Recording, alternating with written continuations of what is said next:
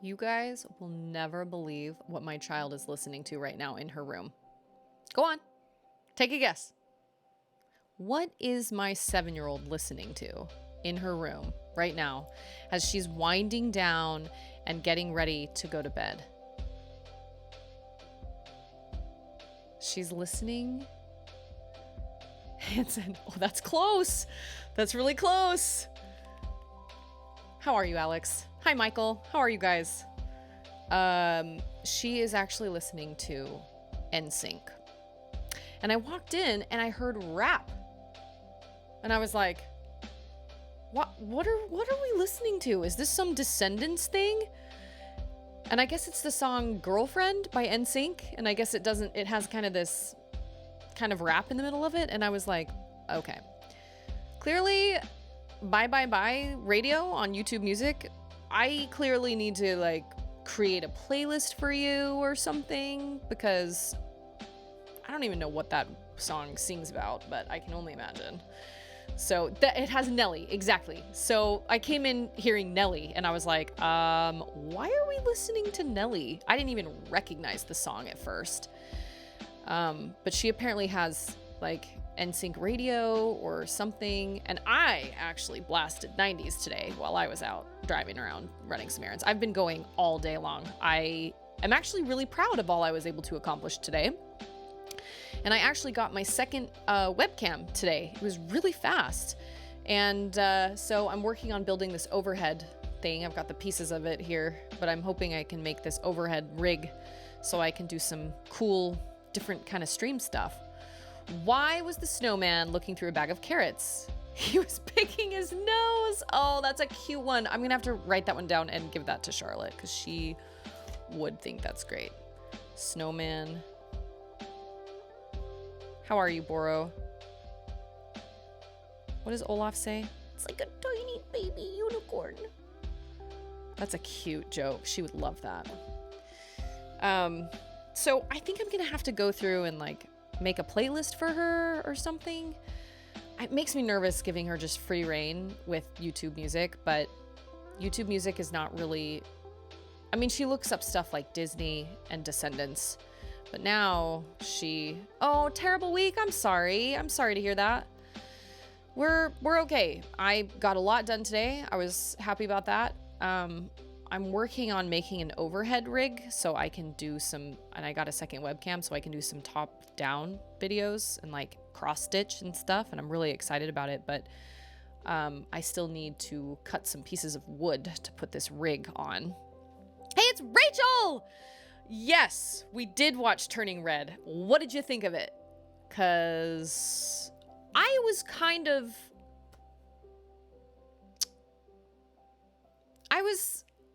I didn't love it. I thought it was fine. And we've talked about this a couple times on stream. I did, what's the word I'm looking for? Words are hard. I did relate to these girls because that was me when I was 13, right? Should you watch it? I think so. I think you should. I think it's fine to watch. I'm curious to know what you'll think. Rumi loved it. Rumi is Filipino. And so he loved it. He thought it was absolutely fantastic. What did he say on Discord? I felt vindicated by this movie.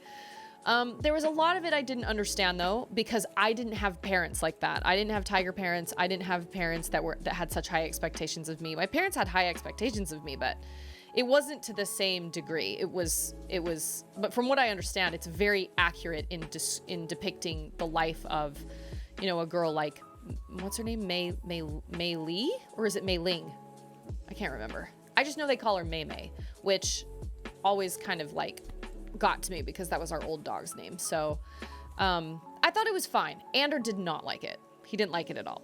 But I related to it quite a bit because I remember being that age. I remember being boy crazy. I remember loving boy bands. I remember, having crushes on boys, and I remember feeling a lot of those same feelings. And it got me kind of emotional because of the message and whatnot. But Ander was like, but I I didn't expect him to love it. Honestly, going into it, I was like, I really don't think this is going to be your thing, because how do you relate to a 13-year-old girl? You don't. You've never been one. You're going to have one someday, so take notes. But yeah, Charlotte liked it, but I don't think she absolutely loved it. It was definitely on the lower of, like, the lower pick of our Pixar movies, but from what I understand, people who grew up in a situation like that with parents like that, they fully are like, this movie nailed it. Absolutely nailed it. And also just like the whole growing up and kind of being a different person as your parent, you know, than your parents and parents' expectations and all that stuff. So I personally liked Luca better. Looking at like Pixar releases and Disney Plus releases, I really loved Luca a lot. And I still love Luca to this day.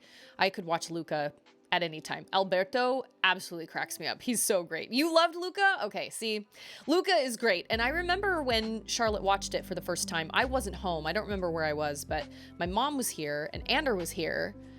And Charlotte was watching it. And I remember my mom was only here for the first maybe 20 minutes, and Ander was kind of in and out, and both of them were like, it kind of reminded me of like a male Little Mermaid type deal.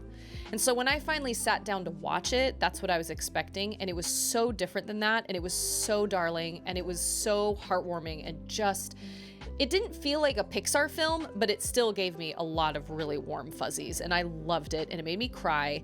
And so I told Ander, you have to sit down and actually watch this, because you are totally wrong. It's not what you think at all.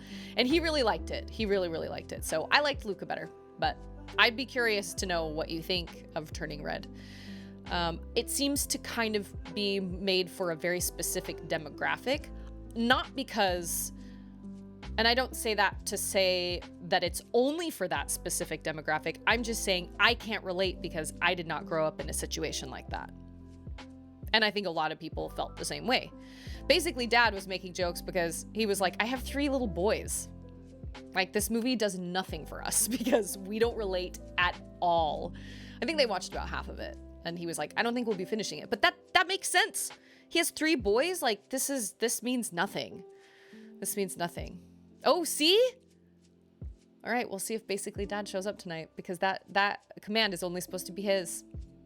I was going to give World one, I was going to give Larry one too, but his name doesn't come up in my thing. I'm not quite sure how to do that. I have a lot to learn regarding this StreamerBot app that I'm doing I'm actually still having trouble with like reaction times. I'm supposed to have a delay on this screen, so the reaction shows up when it shows up here on chat, but not have a delay in my in-game screen because chat shows up almost immediately.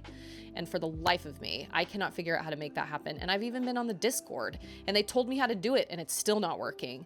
So what I really need is a babysitter to watch my child for 6 hours so I can sit and do all the things I want to do with my stream. I was actually going through the Stream Elements Discord today. And there are all sorts of extensions I would love to try out, but I just don't have time to sit there. The one time I have during the day to do that is the time I have to go to sleep.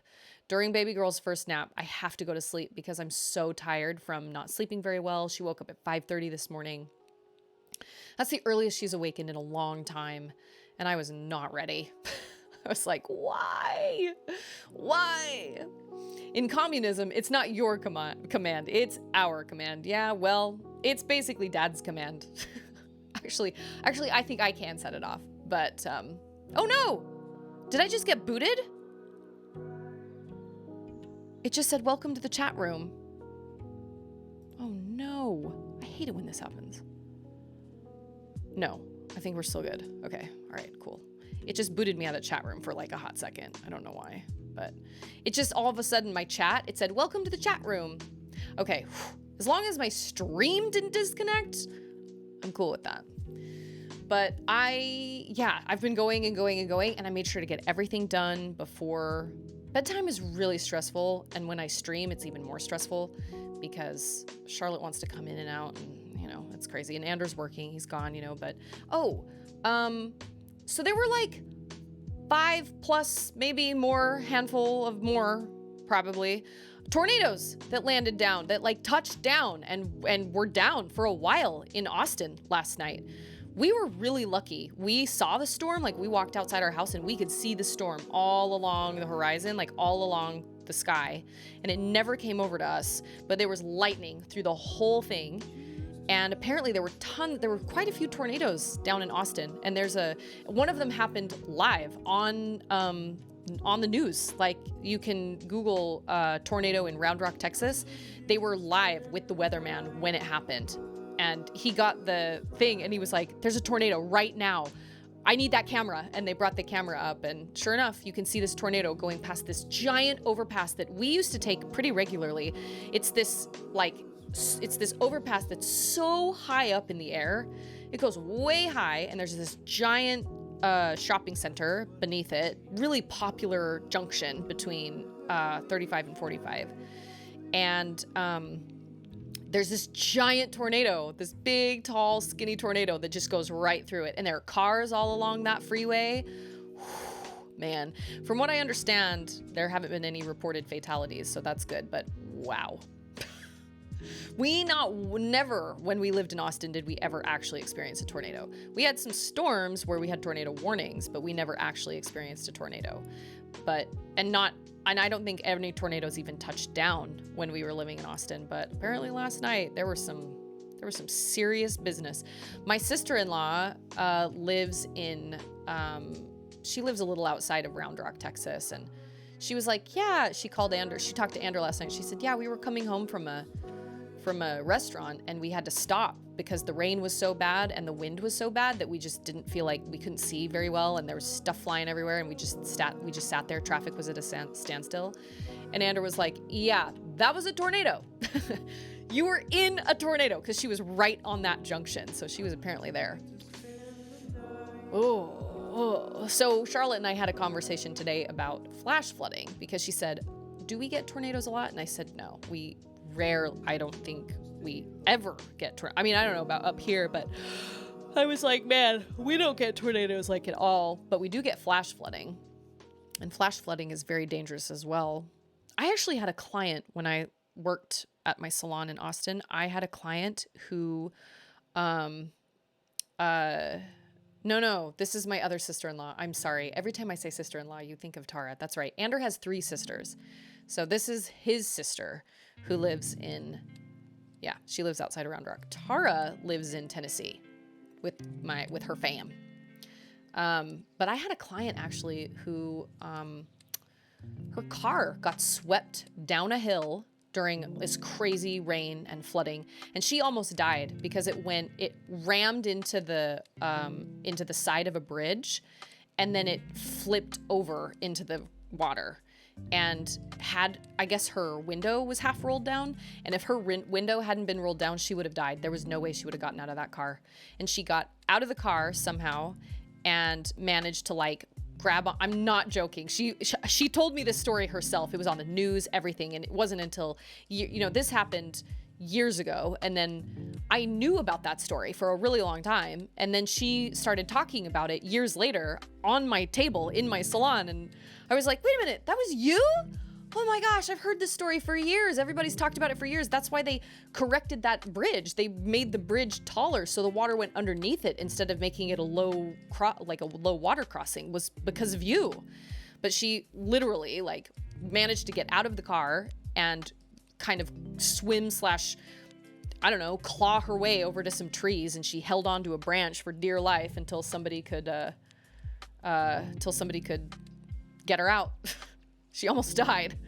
Oh, yeah. So I went home and watched the news report, and she explained how the window was rolled down. I guess her car was stuck on the bridge with all this running water, with this flash flood, and by the time the police got there, the bridge was about to give out, or the side of the bridge was about to give out, and so she stuck her hand out the window and waved at them to show them she was still there and she was still with it and that she needed help. And right before they could get to her was when the side of the bridge gave way and she went into the water. There have been a couple deaths, actually, from what I remember in Austin due to low water crossings, because people think they can cross them in their big old, it's usually ladies in their big giant SUVs, and they think, I can cross that. And they don't realize they're literally driving on 4 huge like inner tubes full of air, and it just picks their car up and just, you know, they just go. And who knows where they end up? I don't know. Sometimes they find them and sometimes they don't. So, yeah. But I mean, when I lived in Utah, I remember everybody saying, oh, you're really scared of natural disasters? Well, you know, we're overdue for like the biggest earthquake Utah's ever seen. Thank you. I appreciate that. Thank you for summing that up. Appreciate that. And I don't like Mother Nature at all. And I asked Andrew before we moved to Texas if there was somewhere we could move where we would be safe from everything. And he said no. So we just kind of had to pick a place and go. I think we're probably relatively safe here, but you know, I don't think we have earthquakes, but who knows? I mean, anything can happen, really. You don't mess around with Mother Nature, man. You just don't. She's scary. She's got an attitude, but I don't know. Does anybody have anything exciting that's happened to them since the start of the week? Anybody have any like good news or anything before I get started on my enraging game? I was kind of hoping I'd have this overhead rig set up by Thursday, but I don't know if I will.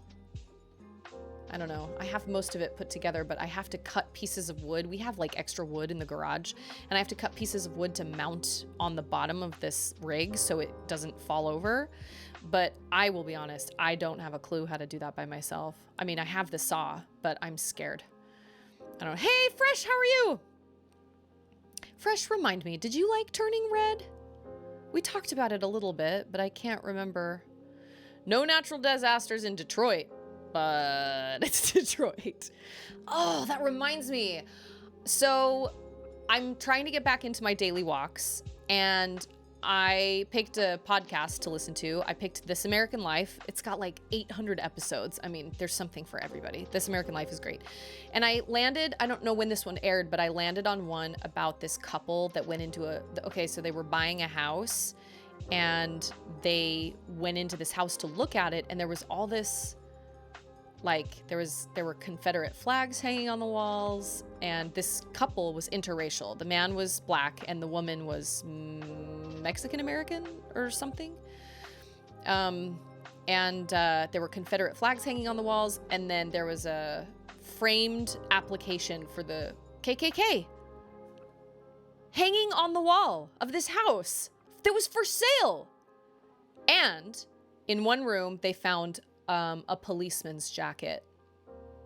So they posted it on Facebook. They debated, and I've only listened to part of the story, but they debated what they should do because they were like, this is an active officer. This is terrible. So they decided to go public with it, and I'm only I think I'm about halfway through the story, but it's nuts. It is wild. I can't even imagine. Like, I mean, the racism and the Confederate flags and all that stuff aside, that's a whole different problem. But for you to have those up in your house that you are trying to sell, that you know people are going to be coming through that house. I mean, I just, like, the description of this episode was a couple finds a couple makes a disturbing discovery in a police officer's house. And I was like, whoa, that sounds wild. I'm here for it. So I downloaded it, and I don't really know what I was expecting. They were going to find like human remains, or like, I don't know, like what. This was not what I was expecting. But the second they said, you know, that the placemat on the table, there was like, it wasn't set to sell. It was mostly empty, but there were some things around. And the first thing they noticed was a placemat sitting on one of the tables that had a Confederate flag on it. And I was like, you've got to be kidding. This is a police officer's house? Anyway, it's wild. It's super crazy. But so seeing the name Detroit, this happened in Michigan. So I don't know. I don't remember what the episode is called, but it's in a 2-part episode because I guess there's like a wild, crazy plot twist that comes later. I don't know, but I just don't. Being somebody who has experienced, not necessarily, I certainly haven't experienced racism, but I've experienced hate because of my faith. I just don't understand how somebody can hate someone that they literally don't know. I just don't. I don't know how that happens. So it's an interesting... Hey, it's Landers! Okay, Landers. I tried really hard. Oh, you know what I need to do? I need to make Landers. See you later, Aardvark. That needs to be your command. I just found out that for subscribers, I mean for anybody really, but I can make like personalized commands that only you can use. Isn't that fancy? I tried doing Horizon Forbidden West without my bow and it was a disaster. It was so bad. It was a bad situation. And then we stumbled across a cauldron, which is basically where machines are made. And I was like, all right, y'all, listen, I went into this stream not using my bow, but I'm going to run a poll. I can either side quest and try not to use my bow, at least on the smaller machines, because some of them are gigantic, or I can do the cauldron and I have to I got to retract it. And everybody voted for the cauldron, so it ended up not lasting very long. I really sucked at it though. Really, it was bad. It was really bad. That game is legitimately meant for you to use your bow and arrow. Cops tend to have a lot of social issues. Google 40% of police. It's a very sad statistic. Google says 40% of police. It's a very sad statistic. Yeah, I was shocked. I just couldn't believe. And like I said, I just can't.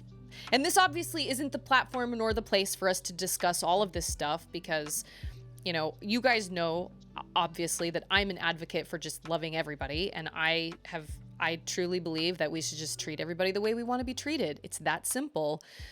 I just don't understand how you can hate somebody you've literally never met, that you don't know. I just don't understand. And how you can group all those people. I did hear something interesting the other day.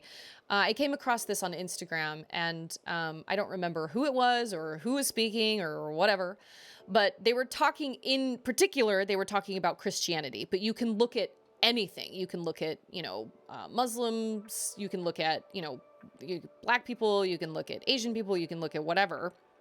And but in particular, he was talking about Christianity, and he said, I've met a lot of people that just don't like Christianity as a whole because of whatever. They've either been wronged by somebody, or they've been offended by somebody, or mistreated by somebody, or they believe it's wrong, or, or whatever.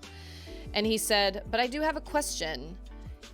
If somebody plays Beethoven badly, who do you blame? Do you blame Beethoven? No. That's not Beethoven's problem. That's the person who is playing it. That's them because they can't play Beethoven. So for you to judge a whole group of people, a religion, a race,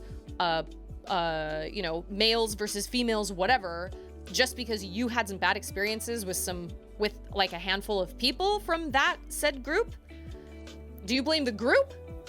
Or do you just blame those people? Because we're humans and we're not perfect, obviously. We're flawed and we make mistakes. And there are a lot of people out there that are mean or do awful things or make really bad choices. But you can't just group them all into one group. I had one person come into my chat one time and start spewing hate speech, not about my faith, but about another faith. And I was so shocked. And I was like, okay, well, I've kind of been on the receiving end of this. And first of all, I'm not down. And you're gonna get banned. Second of all, how can you hate somebody you don't even know? Anyway, that's my soapbox for the night. Let's move over to Donkey Kong. Let's move over to something happy. Maybe. I don't know. I could actually end up hating my life. I'm actually kind of hoping to beat it tonight because I think we have 3 more shrines, but given my performance in the last stream that I had doing this, I don't know. It was kind of a bad situation. I mean, there are going to be bad people. There are going to be people who make poor choices and bad choices in every single... What am I doing? In every single group. I mean, there just is. And that's just human nature, and there's not a lot we can do about it. And actually, in Sunday school on Sunday, I was not teaching. Oh, that's what I'm doing. I'm muting my music. I wasn't teaching, but the lesson was on forgiveness. And I made sure to bring up to the kids, I was like, you know, we like kind of teamed, well, not really team teach, but I was like kind of on the sides, like just there for support. We're supposed to have 2 adults in every room where there's youth, just to keep everybody safe, you know, keep everything cool. And, oh, whoops. And I was like, I think it's important to remember that, yes, we have been asked to forgive, but that doesn't mean, if you forgive somebody, that doesn't mean what they did to you is okay. Obviously, it's not like you're going, oh, it's fine that they did this terrible thing to me. It's not a big deal. Forgiving doesn't mean you condone it. You're just allowing yourself to move on from it. And that's not our place to condemn. Someday that will happen. I mean, we believe that someday that will happen, you know, at the last day or whatever you want to call it, you know, they'll be judged eventually. You can definitely group some hate groups because that's what they're all about. That kind of analogy requires a lot of nuance. I guess that's true. I guess that is true. But I mean, if you really think about it, you know, if you hate a person that you don't know, I mean, how do you hate somebody that you don't know? Unless they are like a straight up proclaimed member of something like the KKK, which is obviously awful. I don't know. Maybe I'm talking myself into a corner, but all I'm saying is, as a person who has experienced not racism, but I have definitely experienced some I feel like persecution is a little, oh, I haven't done this level yet. Oh, snap. Apparently I have to do this level before I make it to the shrine. Ah, crap. I should have done this off stream. Shoot. Well, it is what it is. Oh, we got 2. Well, okay.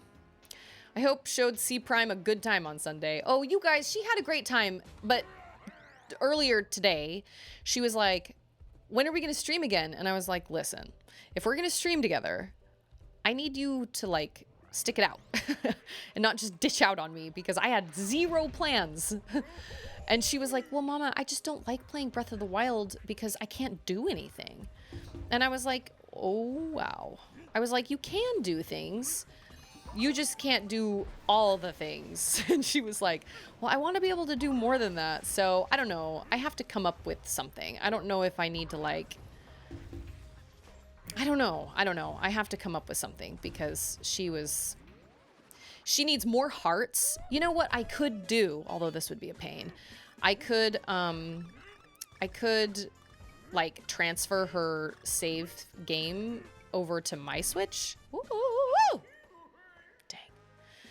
And that would be kind of obnoxious to have to transfer it back and forth because for whatever reason, I'm not really quite sure why Nintendo does this, but you cannot have, you know how when you start a game on the Switch, it asks you which user you're using.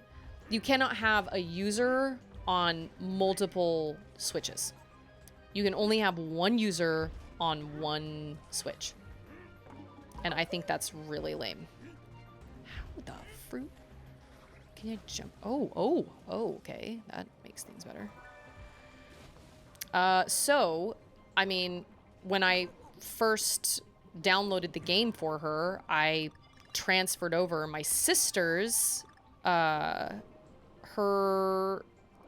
account because that's where one of the saved games was because forever ago, Charlotte told me she wanted to start a new game. And I was like, I'm gonna highly recommend you don't do that because you're gonna start over and you're gonna lose all your cool status and you're gonna have everything's gonna be gone. And she was like, that's okay. I want to start a new game. And she did. And then she was mad about it. So I was like, well, tell you what, I will, you know, I'll transfer Auntie Katie's game over because I know that one also doesn't have any, you know, that one's done and beaten and you'll, you know, you can do whatever you want in that game. So that's the one that's on her Switch right now. I could technically transfer that back over to my Switch just like once a month and she can just play that, but then I'd have to transfer it back. Ugh, it's obnoxious. I don't really understand why Nintendo does it that way. Oh, I really need bubbles. I don't really get it, because maybe it's because save states are saved on the system I don't know. It says, they said save states are saved on the system memory? I don't know. It seems like a weird thing, but then again, it doesn't, because it's Nintendo. So she did have a good time, and she likes streaming, but she just... Oh, wow. What in the world is happening? Wow, okay. That is really random. Oh, can I hit that open? Nope. Oh, no. But I know she has a good time when she streams. We've just got to figure something out to do together. Because I hate to say this, as much as I love the Untitled Goose Game, it definitely does not hold the same replay value as it for me as it does for Charlotte. It's a fun game, and it's funny and cute, and it's fine, but she loves to just go around and just like do random things, you know, like you guys saw. Like, she likes to just go around and pick up food and go take it somewhere else, and you know, that's not my style. I don't really like to do that. Snipper clips is fun. And I remembered we actually borrowed Luigi's Haunted Mansion from a friend of ours a long time ago, and we could technically do that. But I asked her about it the other day, and she was like, "Oh, I forgot we had that." But she definitely did not seem interested. I was like, "Well, okay, we're gonna have to figure something out, because I can't have you just walk out on me like that. Or I guess I can. I just need to be prepared." Oh no, that is the worst.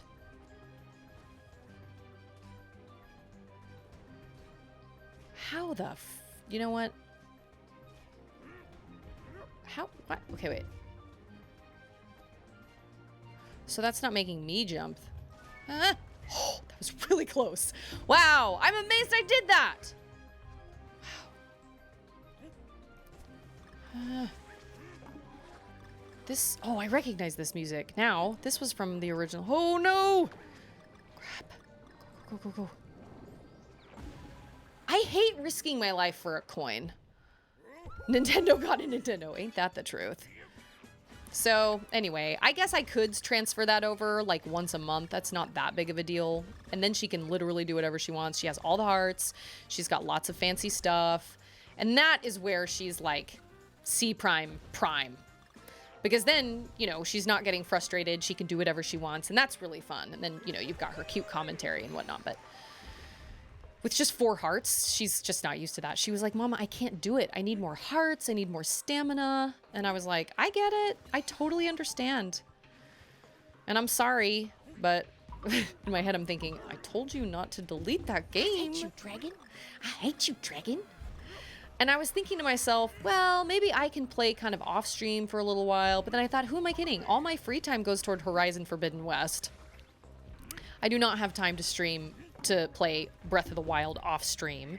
And if I'm going to play Breath of the Wild, I feel like I might as well stream it. So it just seems like... But I'm not ready to stream Breath of the Wild just yet, because I've got a lot of other things kind of lined up. I thought about it for a hot second the other day, and then I was like, that game is so long. It's no different than Horizon Forbidden West, really. I would not be able to stream the whole thing. I would have to play some of it off stream. I would just have to. I just don't stream often enough for... I just don't stream often enough and for long enough to make it actually make sense. Wow, this is wild. Oh. You know what? I don't even care about those nanners. What's down here? Nanners. Ah! Sometimes Dixie's hair, like, lets me down. Whew. How many do we have? KO? Wow, okay. Oh, look at that. There's the end. Woo! Let's get out of here right quick. I feel like that's a British saying. We have been reading Chronicles of Narnia, and I think they say things like that. Right quick? Is that a British saying? I don't know. Maybe it's just terrible grammar, and I don't know why I said that. Watching Charlotte play Breath of the Wild is really fun, but like I said, I gotta figure something out. And I've looked up all these like multiplayer games, and that's cool, but I don't necessarily want to spend $60 on a new game just for she and I to stream. Oh man, what is even happening? Just for her and I to stream together, you know, 3 times or 1 time a month, you know? Like I just don't feel like that's worth it. Oh. Yeah. I am amazed I actually did that. I thought for sure I was not gonna make it.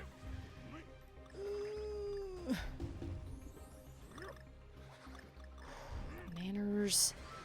Crazy nanners. Why are there nanners on the spikes? That penguin is moving real slow. I think he's old. Okay, alright, okay. This isn't gonna, like, make me jump, right? No. Oh, but there is one up there. Or there's a thing up there. There's a secret exit up there. How do you get that? I want that. One of these has to send you up. Right? I am so confused. How did you get up there? Get out of town. Who donated the last $15 for the new Joy-Con? I actually just utilized... I actually got a Twitch payout, which I probably get just every so often. And I was just like, you know what? I'm just gonna do it. My birthday was recently, and I'm just gonna go, and I'm just gonna go get those Joy-Cons. So it was still technically you guys, but since I had the opportunity, I decided to just go out and do it. Shout out to Nike. Shout out to honestly, shout out to Scorpio and all Scorpio's sweet gifted subs. Okay, legitimately, I don't know how to do this. I don't know how to get up there. Unless, oh man, oh, that was bad. Can I make this go any further? No, I cannot. I can't finish this level if I don't get the secret exit. Somebody look it up for me. I can look it up. Seriously, I don't know how to... Can I swim in the water? No, maybe? I mean, I can over here. Hello. Seriously, I can't do the shrine in this world. I gotta be honest. This thing right here, when he runs into the wall and he goes, ooh, that is the most obnoxious thing I've ever seen. One of the most obnoxious things I've ever seen in a video game. Because it completely, it's kind of a ridiculous reaction and it completely throws you off. I don't understand how you're supposed to do this. Didn't I just do this? Thanks, Susie. How do I make those things? There's a vine up there.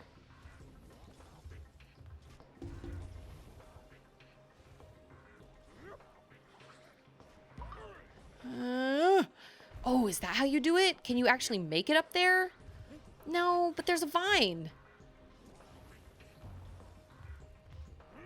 Well, at least these guys come back. That's nice. For once. Usually I get... Oh, Beans, he's not back yet. Okay, I do not want to jump in that. I need that owl to come back. I thought I had done this. Unless you're supposed to use him to get the vine. Oh, maybe. Oh, that's diabolical. That is bad. I finally rode in a Tesla the other day, and it was everything I hoped for and more. Okay, what's the deal with this Tesla that jumped a hill in Los Angeles? Can somebody tell me what the deal is with that? Because I have just seen random, like, news articles, but I haven't actually had time to sit and read said news articles. But somebody, like, jumped a Tesla off of one of the biggest hills in... oh, crap, now I lost Dixie. Someone rented a Tesla and wanted to see it fly. They abandoned it after the accident. Are you kidding me? Did it hurt anybody? Oh. Speaking of hurting. That is not the way to do it. I'm looking this up. Secret exit. I normally don't do this, but I thought I had this all done. What is this? 4A.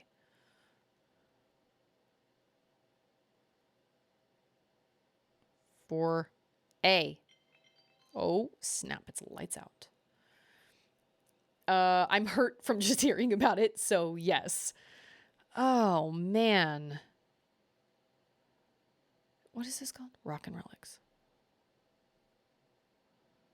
If you miss the jump, just go to the right or left far enough for the owl to respawn. Just past the secret exit is a blast barrel above the water. Before launching toward the end of the level, go for a swim first. What?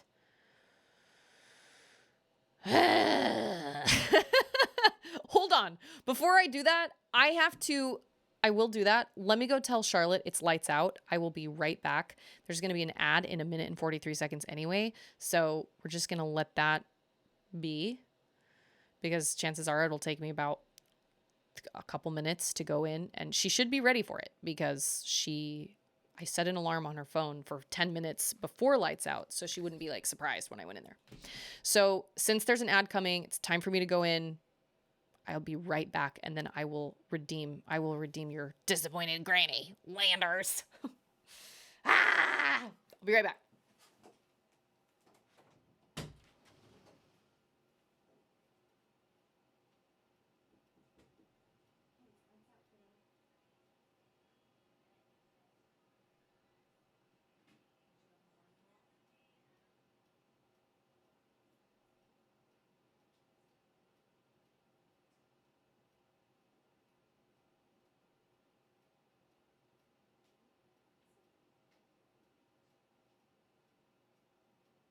Let's dance.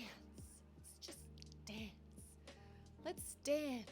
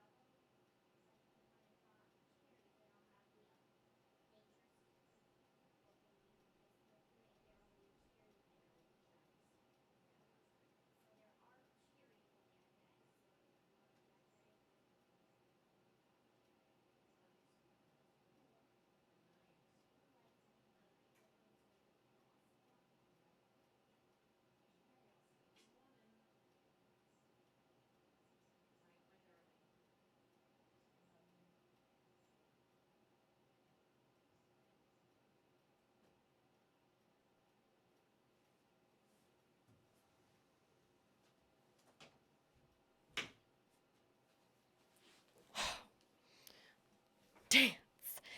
Let's dance. Okay, hold on. Let me look this up. I'm super annoyed. I don't want a video.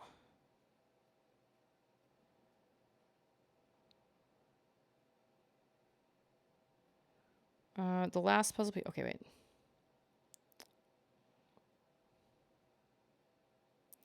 Past the last puzzle piece. You will need Dixie for this jump, and it makes it much easier. Having Dixie as a second controller. Oh, well. Wait, what? On the platform before you are 3 hopping spiky balls. Using Dixie's pop gun, you can destroy them. What is Dixie's pop gun? Is there something... Have I not been able to utilize something from hers? Or is that an inventory thing? What? So confused. I'm gonna have to do this whole level again. Dang it! Boo!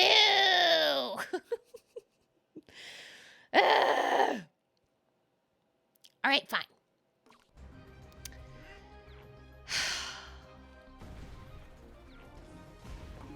Let's go back. We're gonna have to go back and do this whole level again, and I'm super disappointed. Oh, I'm so close to the end. Dixie? Why did you leave me, Dixie? Oh, what? I got them all! Oh, no, wait. I think I still need the secret exit. It doesn't matter if I got all the Kongs. I still need the secret exit. Lady. Ah!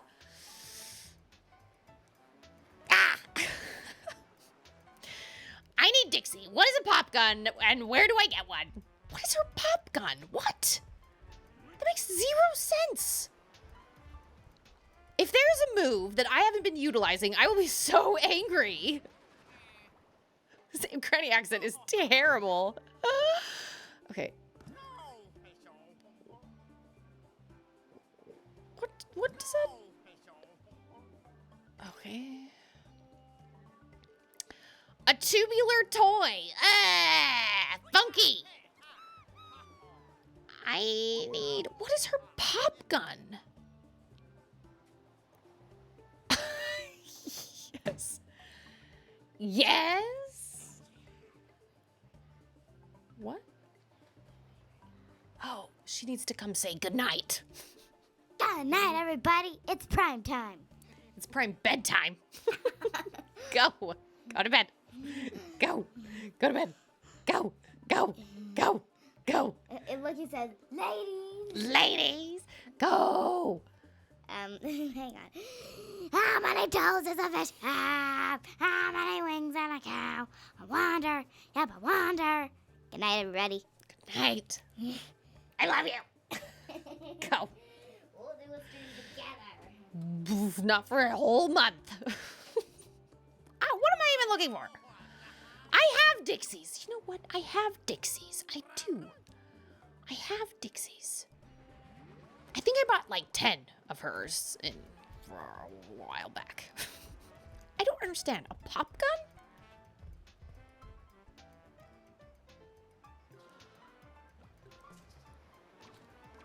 I think you get her in the level, don't you? Yes. Yes. Yes. Yes. Yes. I'm so disappointed. I've actually decided I need to add Fashion Week to my accents. That way everything can match everything. The foliage looks fabulous. I need to add that because that would be super fun. And actually, forever ago, when I was in Footloose, yes, my dress matches the bricks. Ah! When I was in Footloose, for some strange reason, wow, okay. For some strange reason, my friend and I, when we were in Footloose together in high school, we started talking like Kip from Napoleon Dynamite. I cannot explain why, but we would just, we'd just be like, well, it's just kind of one of those things. Like, we just have to like grab this prop set, like this set, and just pull it. Like it's not a big deal. And we talked like that through the whole run of the show. I don't know why. I mean, why not? Pop gun. Okay, what is a pop gun?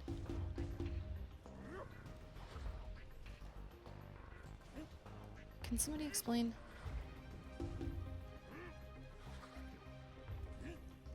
Do they have like special moves that I don't know about?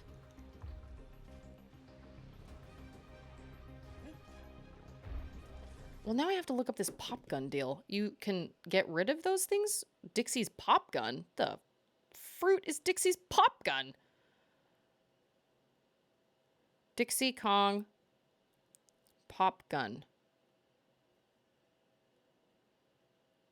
It's a pistol weapon. What? How do I use Dixie's pop gun? I can't figure this out for the life of me. Try a ground pound while playing as her. Oh, maybe use a second controller / player.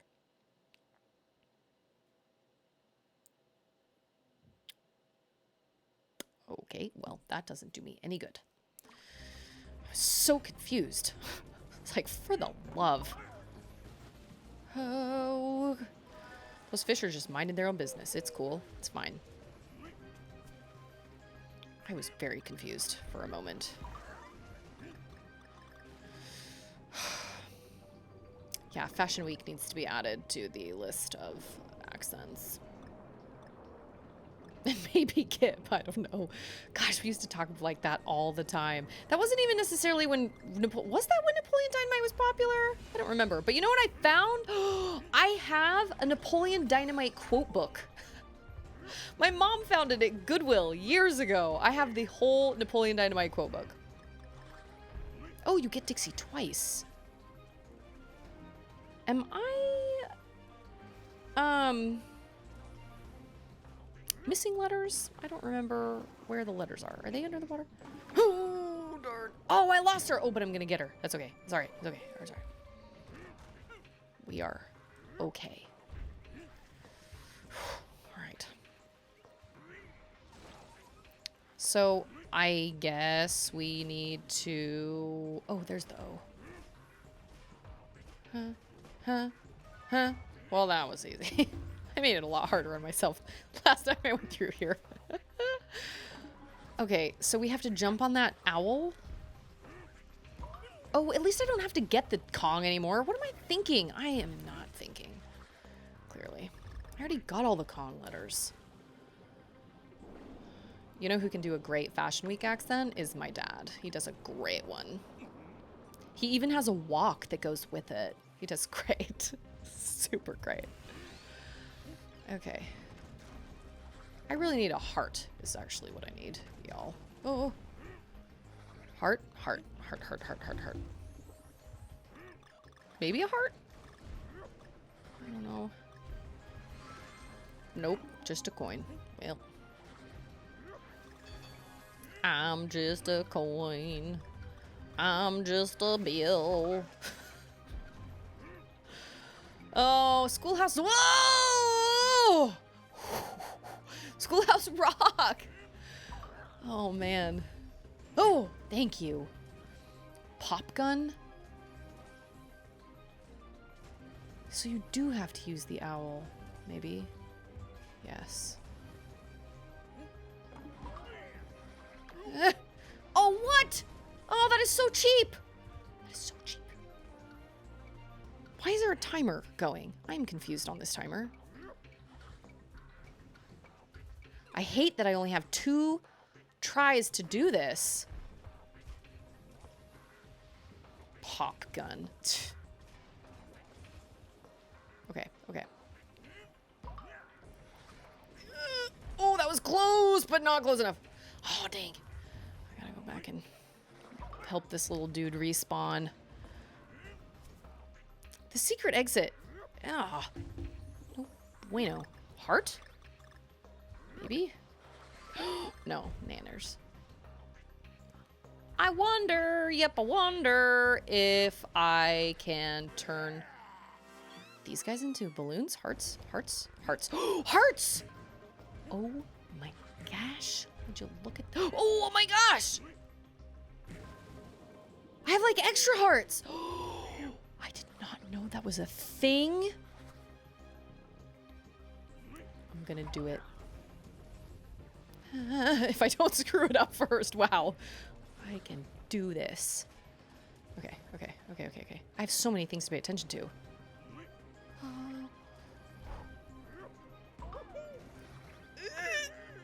Dang it! Is that possible? Doing the visual? Yes. I can do the visual. I remember I remember which chapter I was reading, so I can find the VOD that way. Yes. Ladies! That was good. That was very good. I don't remember who redeemed that. Beans! I think it was Larry. I hear somebody. I hear a little somebody. Oh. Dixie, you are amazing! What? No. Charlotte, go to bed. Sweetheart, I asked you to find all your blankets before you went to lights out. Oh, you know what? It's in the dirty clothes because it's nasty. But you know what? Your My Little Pony one is in on me and Papa's bed. This girl and her blankets. She's obsessed with her blankets. She has been ever since she was a super small child. And she has like 1 billion. And she has blankets all up in her room. And she cannot sleep without certain blankets. And I asked her before I started streaming, I was like, okay, get all your blankets together. She still didn't get all the blankets together. It's okay. It's all right. What is this level and how much am I going to hate it? I kid. Only kind of. Only kind of. Oh! Oh no. That's dangerous. Okay, hold on. What is down there? Wait, wait. Oh, I am torn. Which way do I go?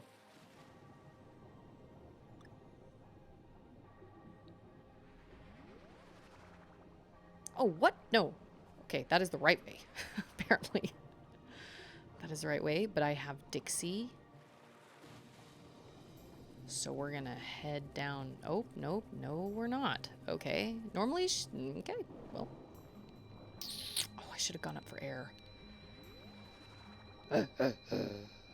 I'll be okay. Maybe. Maybe. Oh, yes.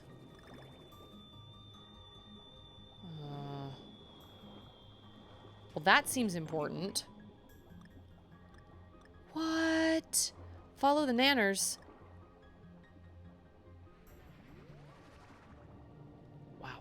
Okay. This is trippy. Ugh. Maze levels.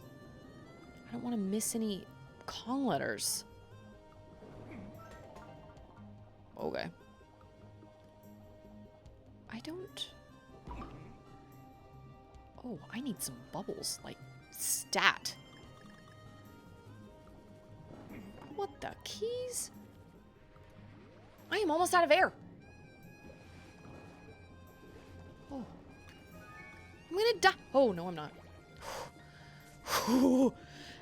What is happening with these? What are these? That's a triangle lock? Did I get? I missed the O. It's gotta be around here somewhere. I mean, naturally, obviously, it's around here somewhere. I don't need that, but thank you. Huh. Okay.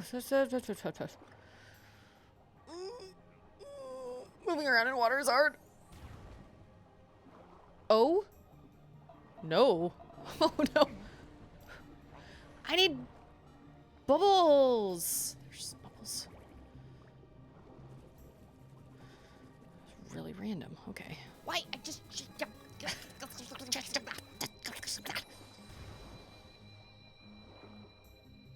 Nothing. Okay.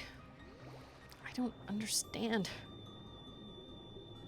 Where is the O? Holy moly, I'm so turned around. Okay, so you are definitely not meant to go into those pipes. Okay.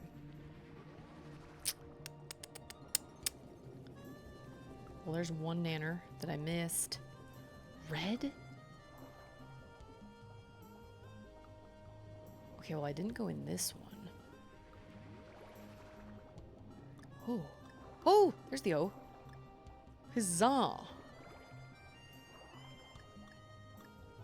Confused about these locks. I saw a big giant door with a lock. Oh no, why you? Oh, beans! Shoot, Diddy does not help me as much in the water. Well, shut my mouth. There's a key. Oh, man. Oh, no. I was going to say, I need Dixie. Oh. Did not know this was a bonus room, but okay. Yeah, Diddy's little rocket is sad. Shh, shh. Although, oh yeah, no, you can't use it like multiple times. Just like you can't use Dixie. Oh man, if I had Dixie, I could have reached that. It's okay. We'll get this. We'll do it. Oh, whoa. Speaking of pipes, I warmed up to seeing what's going on right now. Yes. Oh my gosh. That song. Wow. That meme is quite the meme. I've never seen that meme before. The question is, was that actually... So those aren't really actually the words to that song. Are they? Oh, okay. I gotcha. So now I have to remember where all the locks were. I can't remember. Yeah, I couldn't even watch that whole GIF or that whole video. I was like, nope, I can't do this. Oh, it was very funny. That is not what I wanted. What an interesting level. I feel like they should have had more levels like this. Blue? Now wait just 1 second. I do not believe.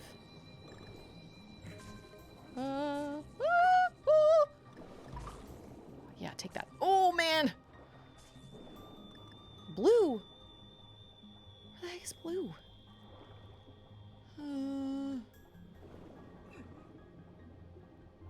What's that other song that... there was a song I sang for... Now I can't remember what it is. Oh, it was the song, I believe in a thing called love, just listen to the rhythm of the heart. That was the song, I remember now. I sang that when I was in, not sang it, but we did like a song? No, like a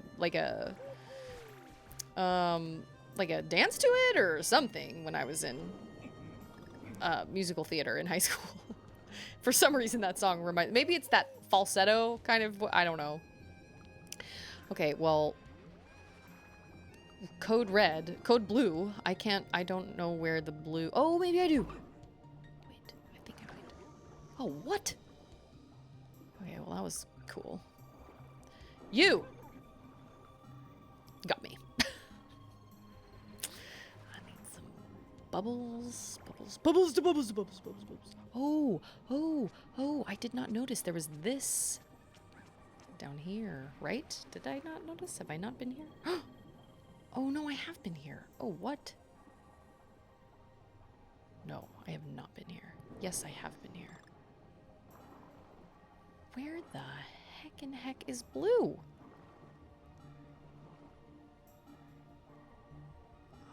I am confusion. Oh, and I'm almost dead.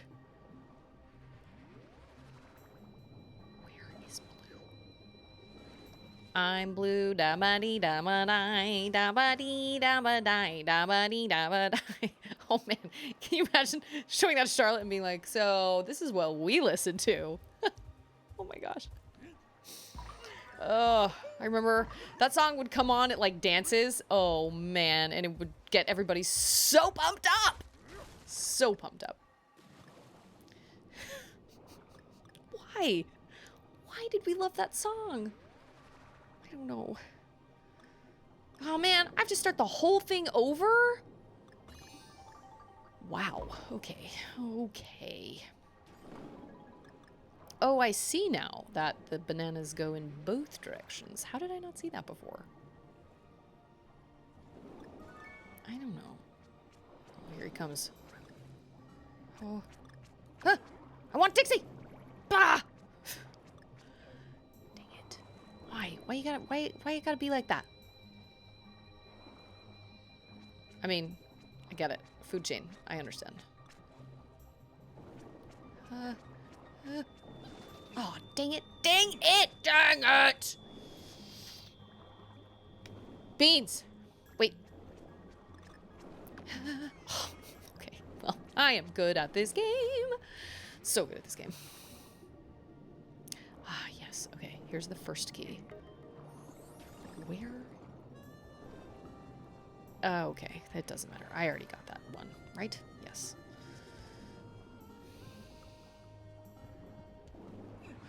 I do need some... Oh, that gave me a bubble. Helpful, helpful. I literally cannot think of where I've come across a blue chest.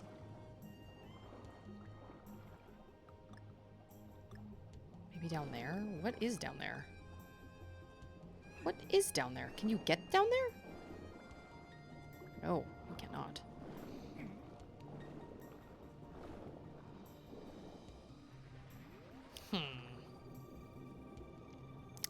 Thoroughly confused.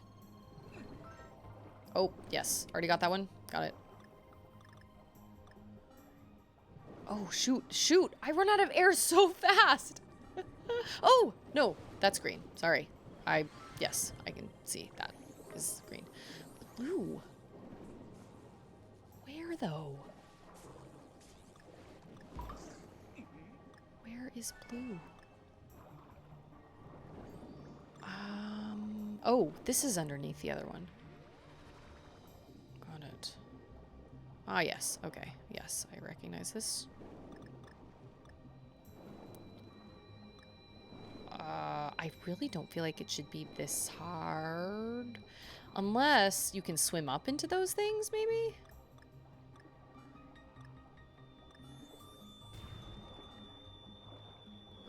That did nothing, so I need a bubble.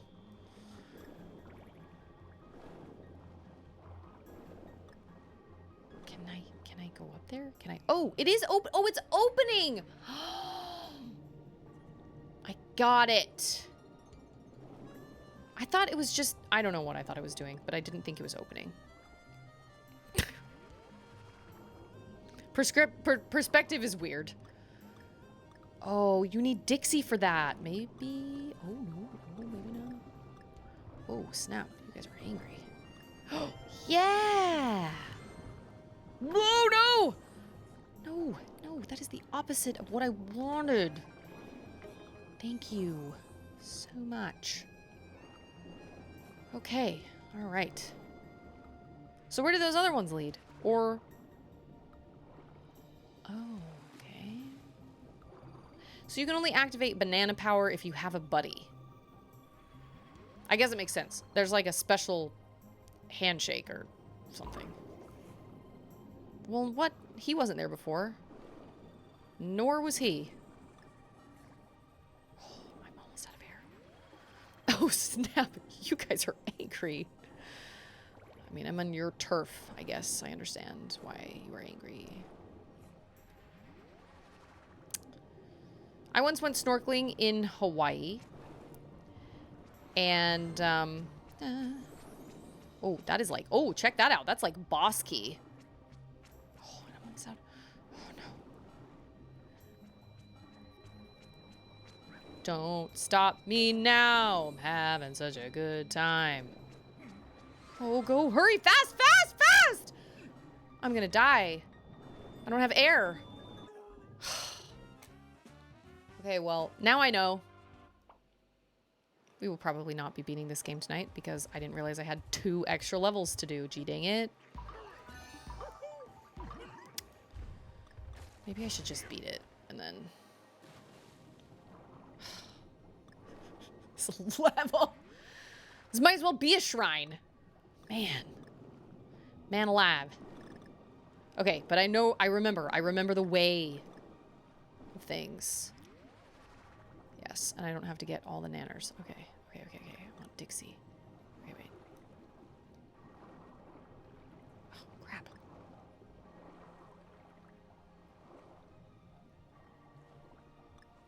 Oh, yeah, that's how you do it. Oh. Don't let me down now. Whoop. Take that. Thank you. And I'm out. Where do we go from here, Dixie? Oh, I was so close, baby. I don't know. I've never actually done this level. I've never beaten it, so I don't actually know. Okay, I'm gonna get you. Take that. Okay. All right, I feel like I can do it now. Although they do add baddies. That was unexpected. Okay, see, when this moved, I thought that I didn't realize it moved backward. I thought it moved... Oh, see? Nope, you can't go up that one. Got it. I didn't realize it moved backwards for some reason. I thought it was like... only open like a couple inches, if that makes sense. Because the perspective was weird. No, no, that is the wrong... Nope. No. Oh, now I need... now I need air again. Oh, Dixie. Move. Let's move really fast. Wow, this level.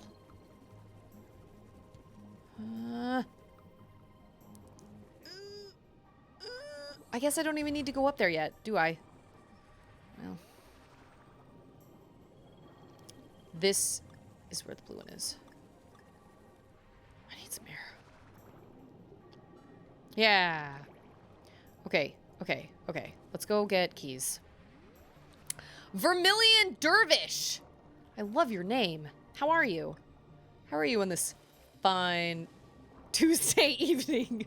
That reminds me, that SpongeBob episode where he's like, what day is it? Tuesday? Every Tuesday night. Vermilion. Isn't that a color? I think that's a color. Am I wrong? It's actually interesting because your name is slightly the color that I think vermilion is. Just got done playing YS9. What is YS9? I should probably know what YS9 is, but I do not. Or it's escaping me at the moment. YS9. I feel like I'm just going in circles. I can't remember where I got the red key. Oh, yes I do. We've already done all... Okay, alright. This should go relatively quickly. Action RPG made by Neon Falcon. Oh, nope. We are not in the right place. What? Oh, I feel like it's up. I feel like it's up somewhere. Oh, man. I need air like 10 minutes ago. Well, whatever game brings you joy. I just found out from my brother today that he played all 3 Dead Spaces one after another when he was a bachelor. And he played all of them with his headphones in, like at night before he went to sleep. And he told his band members, I'm not sleeping very well. And they were like, dude, you're literally going to sleep with like nightmare fuel. Of course you're not sleeping well. What? Come on, use your head. Hey, it's basically Dad. You'd probably like, why? Oh, yeah? Okay. Oh no. Oh no, I'm gonna die. I need bubbles.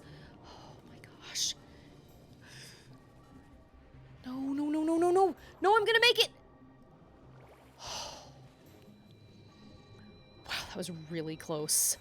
Y is pronounced like the word ease. Oh, ease. Ease. I've literally never heard of it. It's like, oh yeah, you're a gamer? Name every game. I've never heard of it. But I trust y'all's judgment. Michael was right about Gris. Although, I didn't love Hades. And I know that still irks some of people. I'm giving myself time before I try it again. I came along at a weird time in my life. I was definitely not in my right mind. Not at all. I had literally just had a baby and everything was terrible for like months. So, I don't know. Maybe I need to just... Oh, what? Oh, of course you're back. Boo. You're allowed to not like every game. Aw, thank you. Man, I tell you what though, with the love that Hades got, I was so convinced I was gonna love it. But I'm very picky with my roguelikes. Very, very picky. Like, I know Happy Death Day came out, or is coming out, maybe? And I think it looks great, but like I said, I have a really hard time with... I'm very picky when it comes to my roguelikes. I don't really know why. It's just one of those things.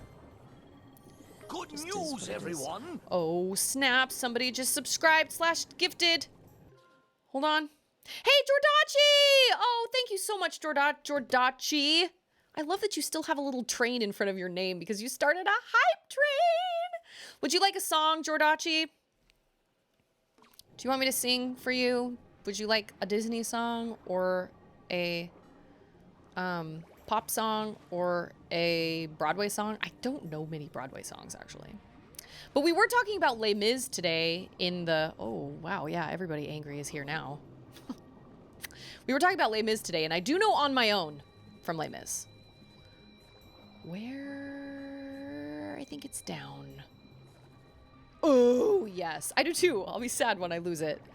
I will sing a Disney song. Not a whole song. I'll just sing a snippet. But I can do Disney, I can do Broadway, or I can do pop.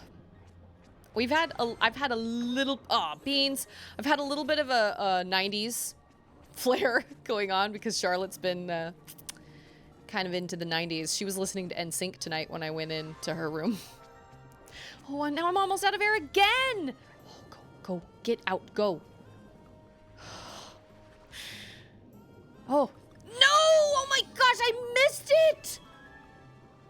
We're just gonna... No! Oh my gosh! Oh, I thought I died for a second. I don't even know what I hit. Wow. 90s. So the He-Man video was perfect. Oh, man. That... Man? Oh, man. Oh, man. That video was something. Something. I don't know, man. Oh, man. Great. After struggling, now we get to do a shrine, which is even harder. Okay, Jordachi, would you like to pick a song, or do you want me to pick one for you? Because I can do either. Spinning Spines? Oh, no. And water levels? Oh, you know what? I don't think shrines are in the water, though. I think they're all in those weird, like, temple-like places. Pretty sure. Sing What's Going On. I do not know that song. La la la la la la la la la la. That's what is even happening? Wow. Oh, I thought I had Dixie. Wow, it is a good thing I did not try to hover. Wow. Good self, good. I don't know a lot of, oh, at least this has like the jammin' music. I don't know a lot of Broadway songs. I actually have a book in my filing cabinet down there. I can pull that out. It's like the mezzo-soprano Broadway songs. And just tonight in the bath, Charlotte was saying something about, we were talking about the Descendants. And I was like, who's that chick? And she was like, well, she's Ursula's daughter. And I was like, poor unfortunate souls in pain. Oh, you. I don't know the song. What's going on? Is that really what the song is called? I just realized that. You've Got a Friend in Me? Oh man, I don't really know that. I don't really know the words. I'd have to look the words up. Oh no. Oh. This is terrible and stressful. Okay. Pick anything from Greatest Showman, which Susie has definitely seen since it's one of the most amazing musicals ever. I've never seen The Greatest Showman. I still haven't never seen The Greatest Showman. Okay, let me look up words to this. I mean, I kind of know it, but not really. I won't sing the whole thing. I don't sing the entire song, but... Friend like me. You've got a friend in me. I was thinking Aladdin. You, like, a friend like me? You got a friend in me. Okay, friend in me. Lyrics. Toy Story. I still don't know all those words either. Okay.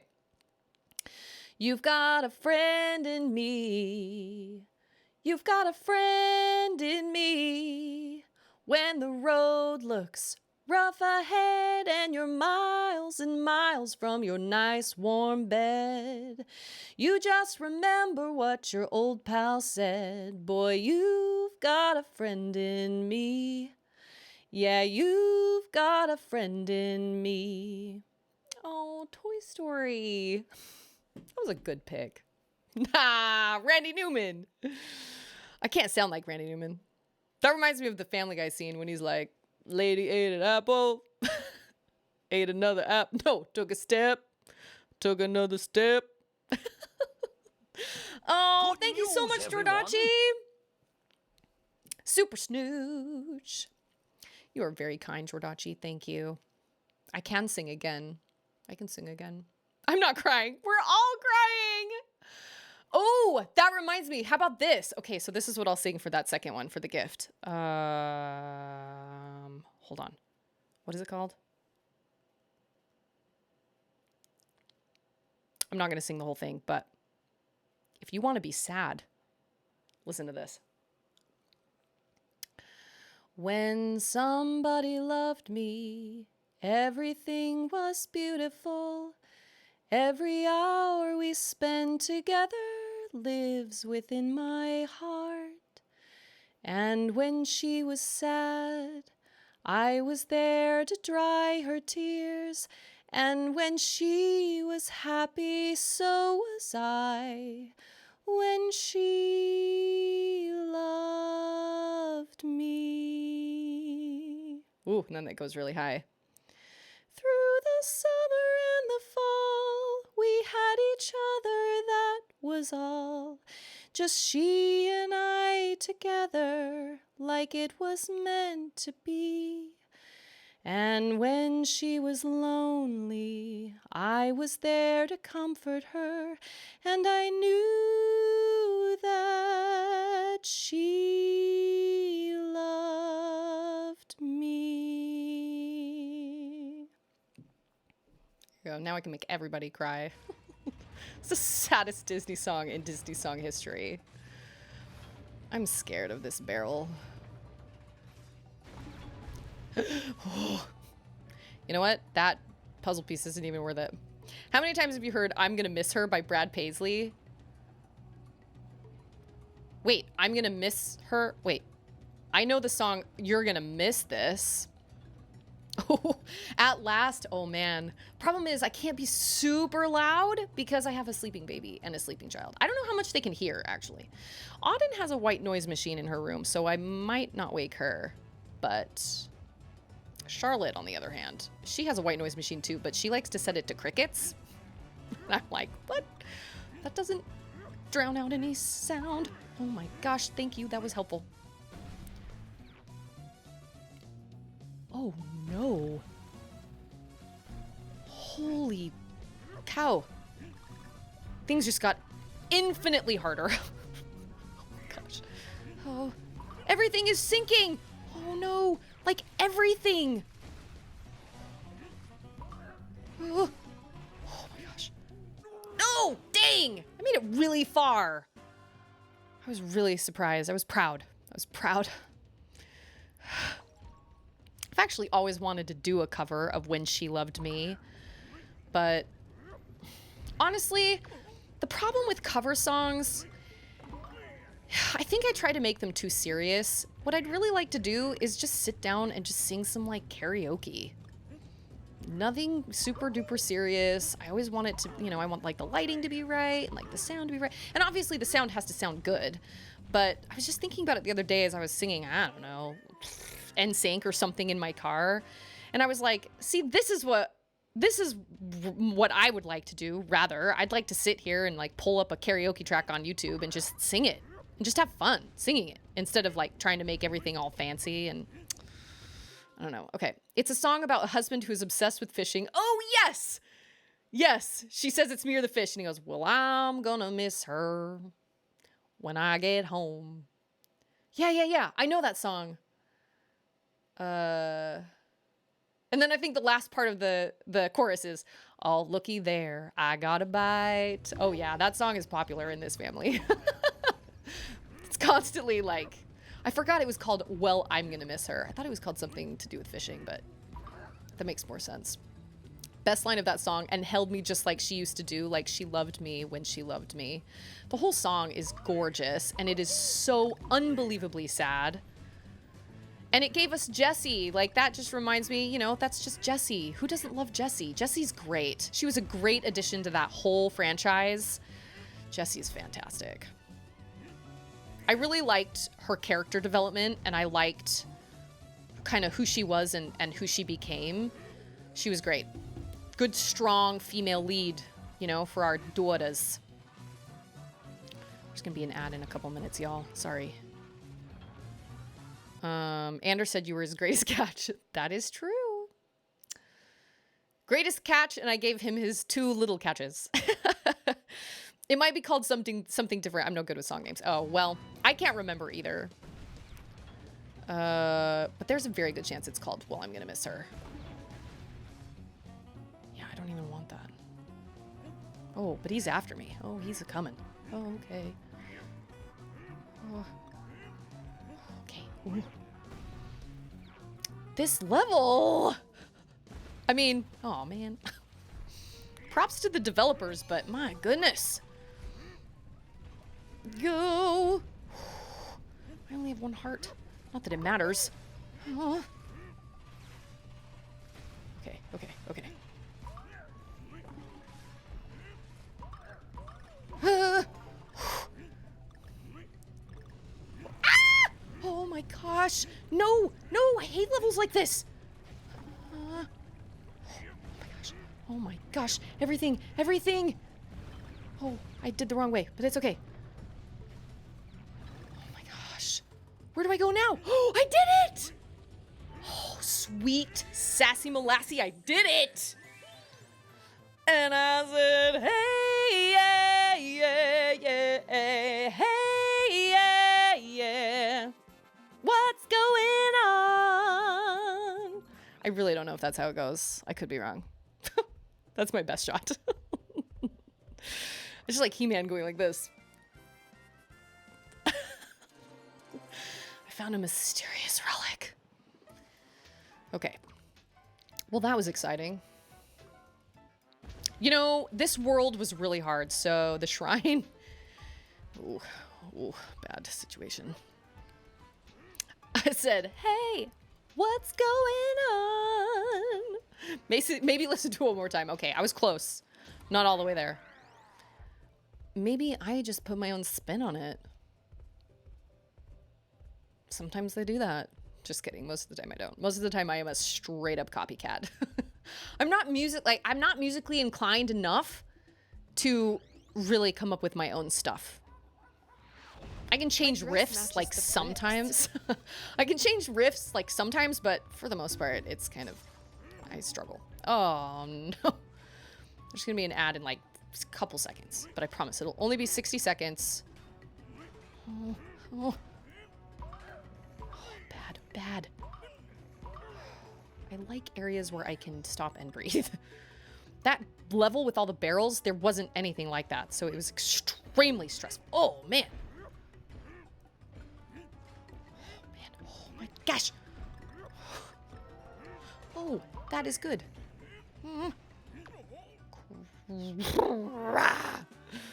Do you know PPAP?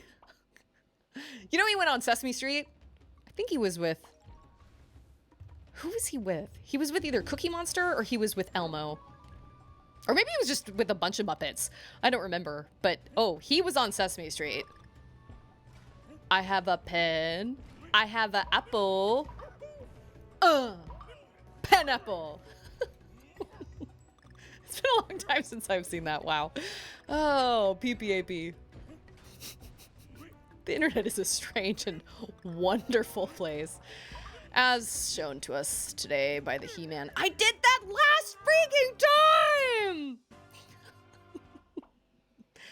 Oh, yeah, PPAP. I have a pen. I have an apple. I don't remember all the ones he does. Pineapple pen. That's what it is. Pineapple pen. Oh my gosh. These platforms give me very little time to jump on them. And it is kind of a bad situation. Oh, okay. Oh, dang, darn. Heart. Oh, no.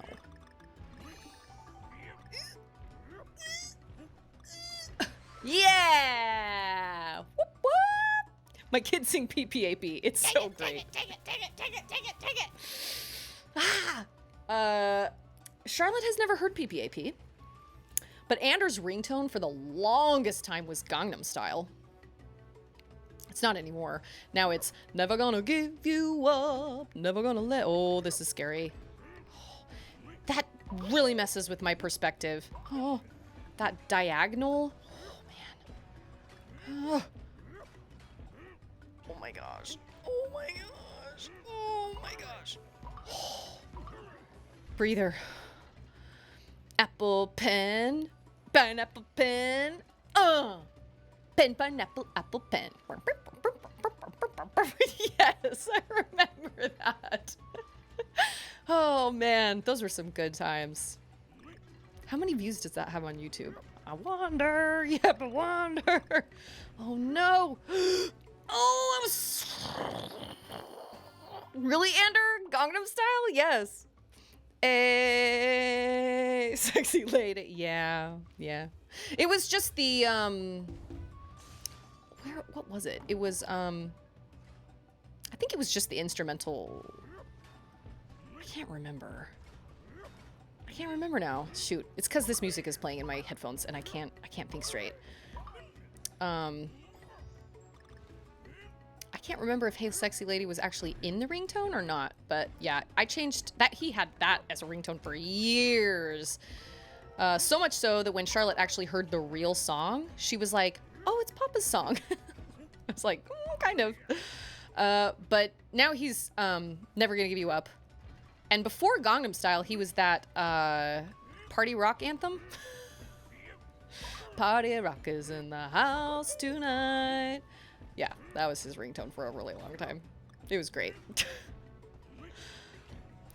He has the same ringtone for everybody. Dang it. What is the first Prophet's ringtone? That is a great question. Numa. Oh, yeah. My he, my ha. And then they made that weird song that, like, they used the beginning and then they made it, like, a weird Rihanna song or something. I don't remember, but I was not down. Did not have the same, like, spark to it. Ooh, it was really close. Wow, this level is gonna make my hands hurt on these Joy-Cons. Ooh. Dragosta Diente is amazing. Did I pronounce that correctly? I probably completely butchered that. Wow. I remember hearing that guy who made that song go completely viral because of his YouTube video. Every single talk show. I think I read an article a little while ago about that whole situation. And I think he was so mortified by the fact that he had gotten... Oh, jeez. Oh, okay. Second chances. He was so mortified that he refused to go on anybody's talk shows, but everybody wanted him. Everybody. And I don't think it was to really make fun of him. I think they were legitimately just like, you know, like, explain this to us. Like, what was happening? But, I mean, be realistic. Like, what happens when any of us are sitting in front of our computers or in our cars or, you know, listening to music we like? We do the same things. He just happened to catch his on video. So, it's the same as the lightsaber kid. The lightsaber kid. He was horribly made fun of for that. Still is, to this day. YouTube can be a blessing and a major curse. Trying to delete anything from the internet is almost impossible. So you go viral, even if it's for something you don't want to go viral for, and there's not a lot you can really do about it. Yeah. Oh my gosh. Numa is Swedish, I think. So yeah, I don't know how to pronounce the name. There's a Weezer music video from 2008 that features all the popular memes from that era. It has Numa, Chocolate Rain. Oh gosh, Leave Britney Alone. Oh man. Do you know what that guy ended up going on to do? So, turns out, surprise, he's actually wildly attractive. So in that video, you would not really guess it because he's a mess and he's got like running mascara and he just looks crazy. But he actually went on to become an adult film star. So, live your dreams, I guess. He was on the Maury Povich show at some point, I think. And I was watching it for reasons. And I remember being like, wait a minute, this is the same guy that did the Leave Britney Alone? Holy moly. Like, he's beautiful. Yeah, ding. Yeah, what? Yeah, ding dong? Wait. Unapologetically, one of my favorite musicians is Dadi Freyr. He's Icelandic and his music is slapping. Yeah, I mean, I say live your dreams, man. It was just so shocking because when I saw him, I was like, that does not even look like the same person. He is quite good looking. Quite. Oh, this is very stressful. Oh, man. I don't even care about that puzzle piece. It just gives you artwork. Man alive. I hate you, dragon. Oh no, that was the wrong. Okay. I hope I didn't miss my shot. Oh no, okay, good. Oh! I hate you, dragon. Dang it. How many Mormon adult film stars do you think are out there? You know what? I think there are probably, I am sure, well, okay. I think there are probably a handful of people that either were members of the church at some point that are in the adult film industry. But how many, like, active members of the church that, like, hold a temple recommend, you know, to go inside the temple? Okay, correction. I meant to throw this out there when we were having our ask, what did Bora call it? Question and answer, which I thought was great. I meant to throw this out there.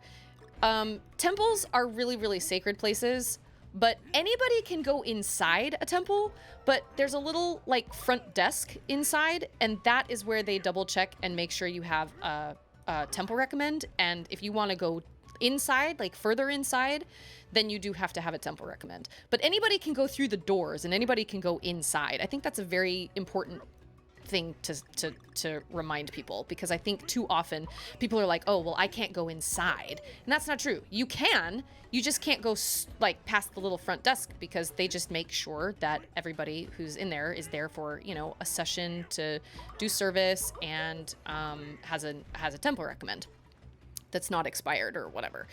I would imagine that there are probably a handful of adult film stars, maybe not necessarily like stars, I don't know, that are in the adult film industry. Nowadays, with like OnlyFans and stuff, who knows?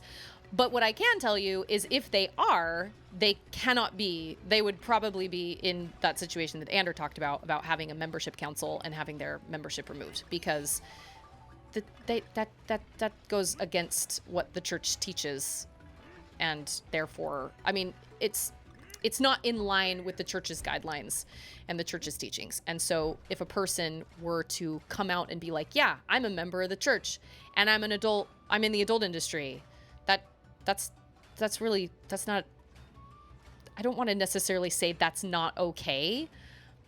I'm just saying, I think it would probably, you know, like Anders said, oh my gosh, they would probably result in a membership council or whatever. Oh, that was really close. Holy cow, I cannot keep straight what's happening. Oh man. Oh no, that is bad. Oh my gosh. Wow. Holy cow, I cannot believe I just did that while talking. Man.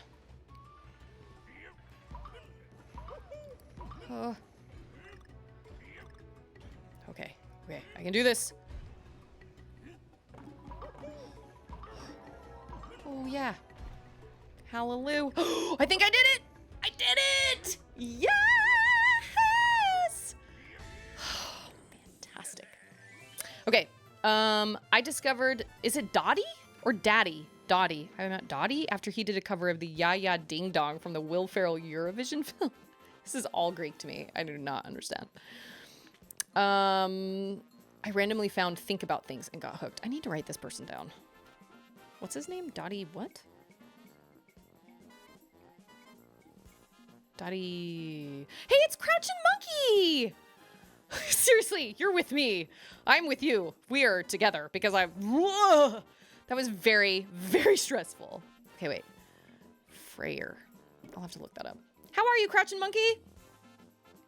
Man. Covered several songs from the film. Pharaoh plays an Icelandic singer trying to get into Eurovision, so there's a connection there. I don't even remember that movie. Maybe we will beat the game tonight. I don't know. I have one more shrine to possibly do. Doing just dandy like a pandy bear, eating candy. Wow, that's what I've never heard. Doing dandy just like a pandy, eating candy. That is the relaxation I strive for. Panda bears. How do panda bears survive in the wild? I have watched... Oh, no, that's not what I wanted. I'm pretty sure you have to go this way. Oh, no. Where's the shrine? I am confused. Oh, it's up there. Got it. I'm sad I missed the Mormon Q&A. I have a general interest in religions. Well, we'll do another one because we did not... I mean, there was more we could cover. But we will definitely do another one because honestly, it was really, really popular. And I think everybody really enjoyed it. And it was probably one of the most viewed / attended streams I've ever had. So that was great. Pandas are endangered, which I would guess would mean they struggle quite a bit out in the wild. That is probably true. There is a reason they are endangered. They cannot defend themselves. They're like big, fluffy. They're like probably the closest thing you're going to get to an actual stuffed animal. They do like nothing but eat bamboo all day. I mean, I'm sure if it came down to it, then they had to defend themselves, they would, but. Oh, sweet. I get Dixie. This is the last shrine. I don't remember what this was called. Slippy's. Oh no, we got ice, y'all. We got ice, and we have and we have electricity. So that's cool. That is just fantastic. Oh, well, that worked kind of. Oh, that's high. He's angry. Oh, ah! No, that is the opposite of what I wanted. Okay.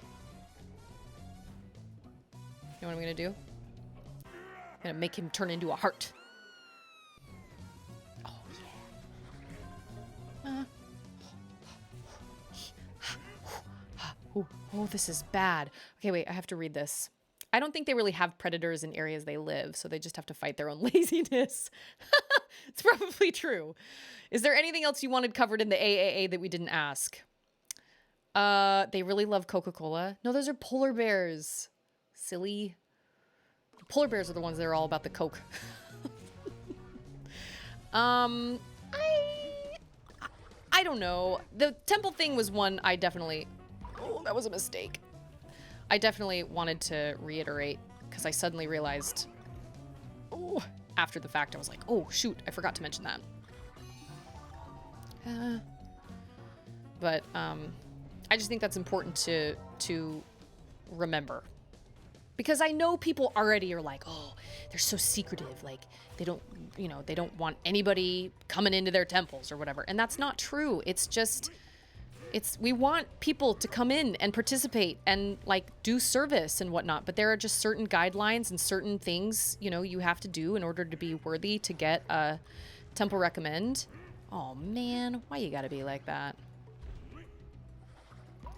Oh no! Holy cow, that was really close.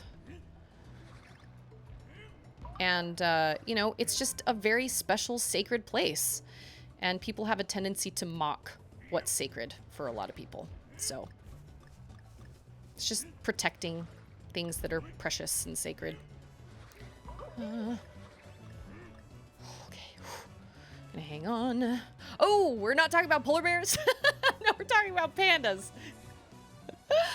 Oh, pandas roll with Pepsi. Do they? Does anybody in chat like Pepsi? I mean, I'm not a Coke or a Pepsi person. I am a Dr. Pepper person. What are you gonna do? Oh, this is so gnarly. Oh, beans. I don't want to... Oh, crap. I don't want to jump on those. Because if I jump on those... Wow, this is going to take forever. If I jump on those, they're going to make me go up too high. And I'm going to hit those spikes. Man, this sucks without Dixie. Wow, I'm going to struggle hard. Ooh. No, not too high. Woo! Please, please.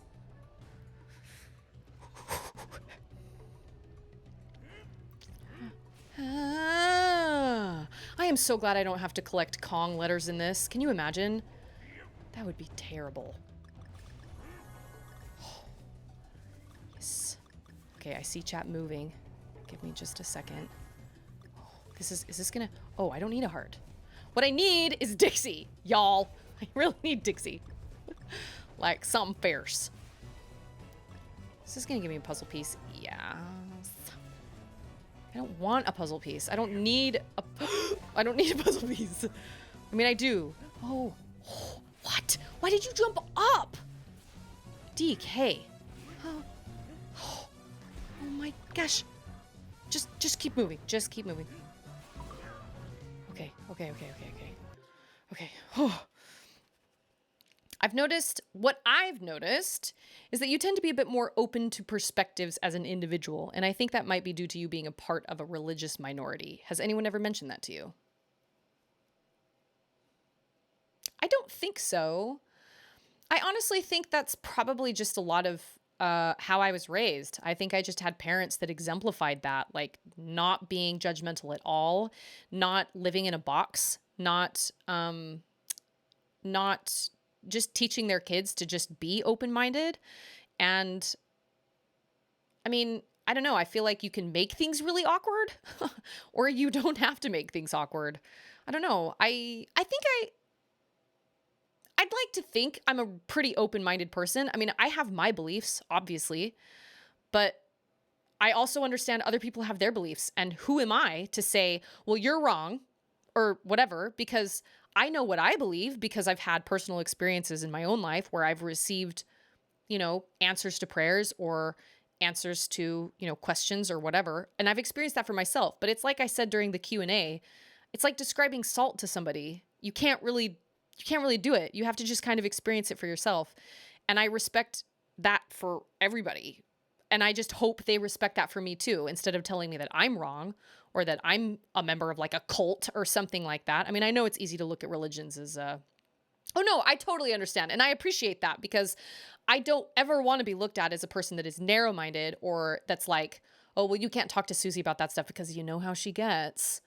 I am all for being as open as possible because if a person that believes in something like my faith or their faith or whatever, if they aren't open about it, then it's only going to lead to more misinformation.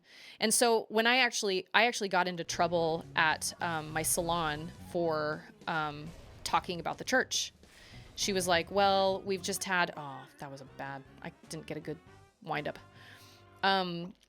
I had a lot of people ask me questions and I would never bring it up like, by the way, did you know I'm a member of the Church of Jesus Christ of Latter-day Saints? Like, it never came up like that. It would come up like, they would say, so, how's your week been? And I'd say, oh, my week's been really good. I'm one of the teachers. This just ended really badly. I'm one of the teachers for the Sunday school for the teenage girls I go to church with. And we had an activity this week and this is what we did. And it was really great.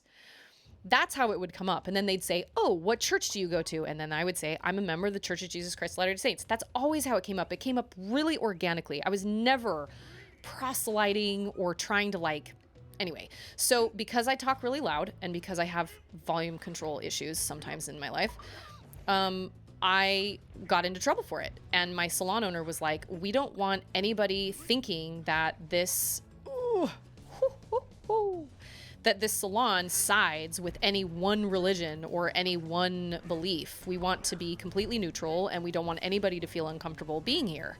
And I said, I completely understand. I totally understand. And I will, do my best to keep my voice down, and I'll do my best to respect that. But I just want you to know, I'm not going out of my way to bring all of this up. I'm answering questions, and most of the time, these people do not have, they don't have the right information. And so I feel like I have every right to correct that information.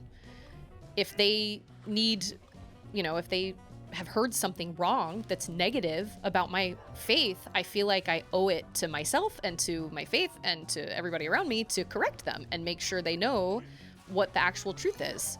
And she kind of thought about that for a second, and then she said, you know what? Okay, I understand that. But she said, just make sure to, keep your voice down. And I was like, all right, that's fine.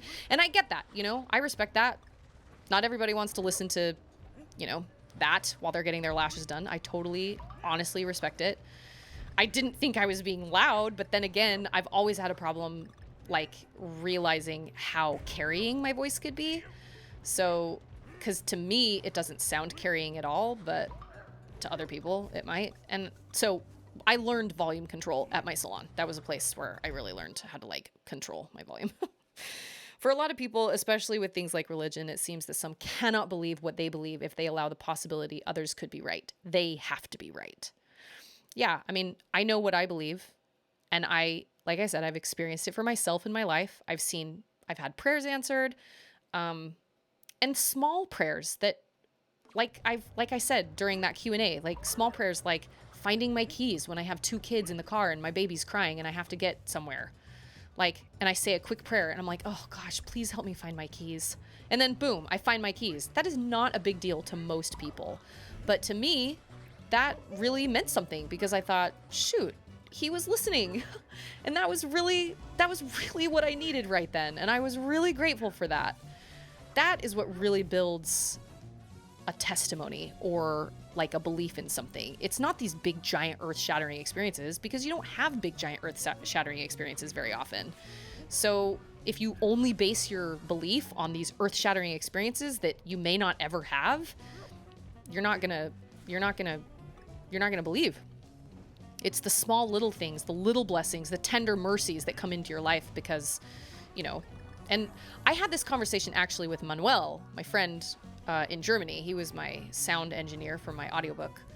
He is not a religious person at all. And we had a conversation about my beliefs versus, his beliefs or whatever, or his lack of beliefs. And he was like, I said, all right, I have a story for you. And I told him about when we first moved to Austin. And I said, I prayed and prayed and prayed for some sort of sign that we should move to Austin, and I never got it. And I was really disappointed because I was hoping to get an answer because I didn't know what the answer should be. And finally, I decided to just do it. I was like, well, I guess I might as well just go for it and just, and I remember going, okay, I'm going to do this. If this isn't what I'm supposed to do, you let me know.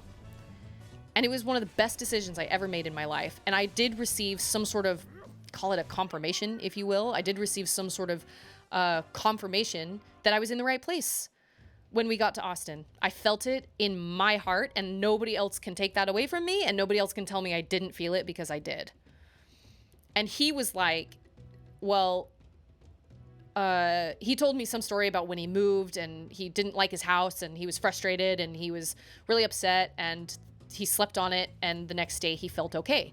And I said, well, I guess the difference between you and me is the fact that I choose to believe there's a higher power that helped me feel that way and led me to where I was, and you don't. And that's okay.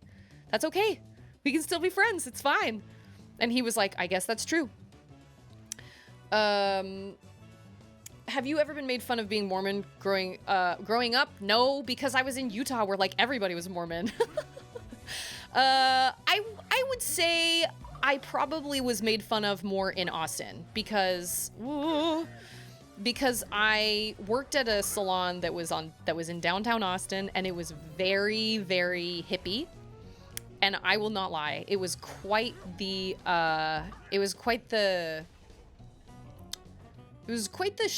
cultural shock for me, because I had, grown up around Utah, and that's, Utahns, and that's not to say that Utahns aren't hippies and don't smoke pot and don't do all those things, but they certainly don't talk about it out in the open, because a lot of them are members of the church and they're doing something they know they probably shouldn't according to church guidelines, and so they don't talk about it. So all the same things are happening, people just keep it secret. Like my high school, all the same crap was happening in my high school that was happening everywhere else, but nobody talked about it because we all like knew each other, kind of like we were all in each other's congregations, or we call them wards. We would be in somebody's ward or whatever, and we'd see him at church on Sunday, and we'd be like, oh my gosh, did you know that so-and-so blah, blah, or whatever. I mean, that's gossiping, but that's what was happening. We're supposed to be near Dallas. You were close enough though. Oh, when I prayed about it, I never got an answer. I was expecting a yes or a no, and I didn't get either of those things, and I was sad about it. Meeting you was my earth-shattering experience, Susie. Kolulu answered my prayers. I'm so glad. Like I said, with streaming, if I can bring positivity into at least one person's life, even if it's basically Dad's little 4-year-old, then I'm happy with that, and that pleases me greatly. And it's something that I'm passionate about, obviously, because my beliefs are who I am, but I also am not in any position to tell anybody else who they are. I believe everybody is a child of God, but it's not my place to be like, yeah, but you're only the child of, like, my God. Or you're only the child of God if you're righteous or whatever. That's not cool. So I try very hard to keep an open mind, and my only thing is I just say, whenever we get whenever I get into discussions with people, I'm always like, look, I will be respectful as long as you are respectful. And I've actually had to cut Manuel off before and be like, you know what? This conversation needs to just stop, because I can tell you're just arguing for the sake of just arguing, and I'm not going to sit here and be attacked. So we're just going to sign off right now. And that was fine. I don't want to sit there and be like, oh, abused, because that's not cool either. You can't say somebody is being, you can't sit there and judge somebody for not being Christ-like and then not be Christ-like. You know what I mean? I just feel like that's hypocritical.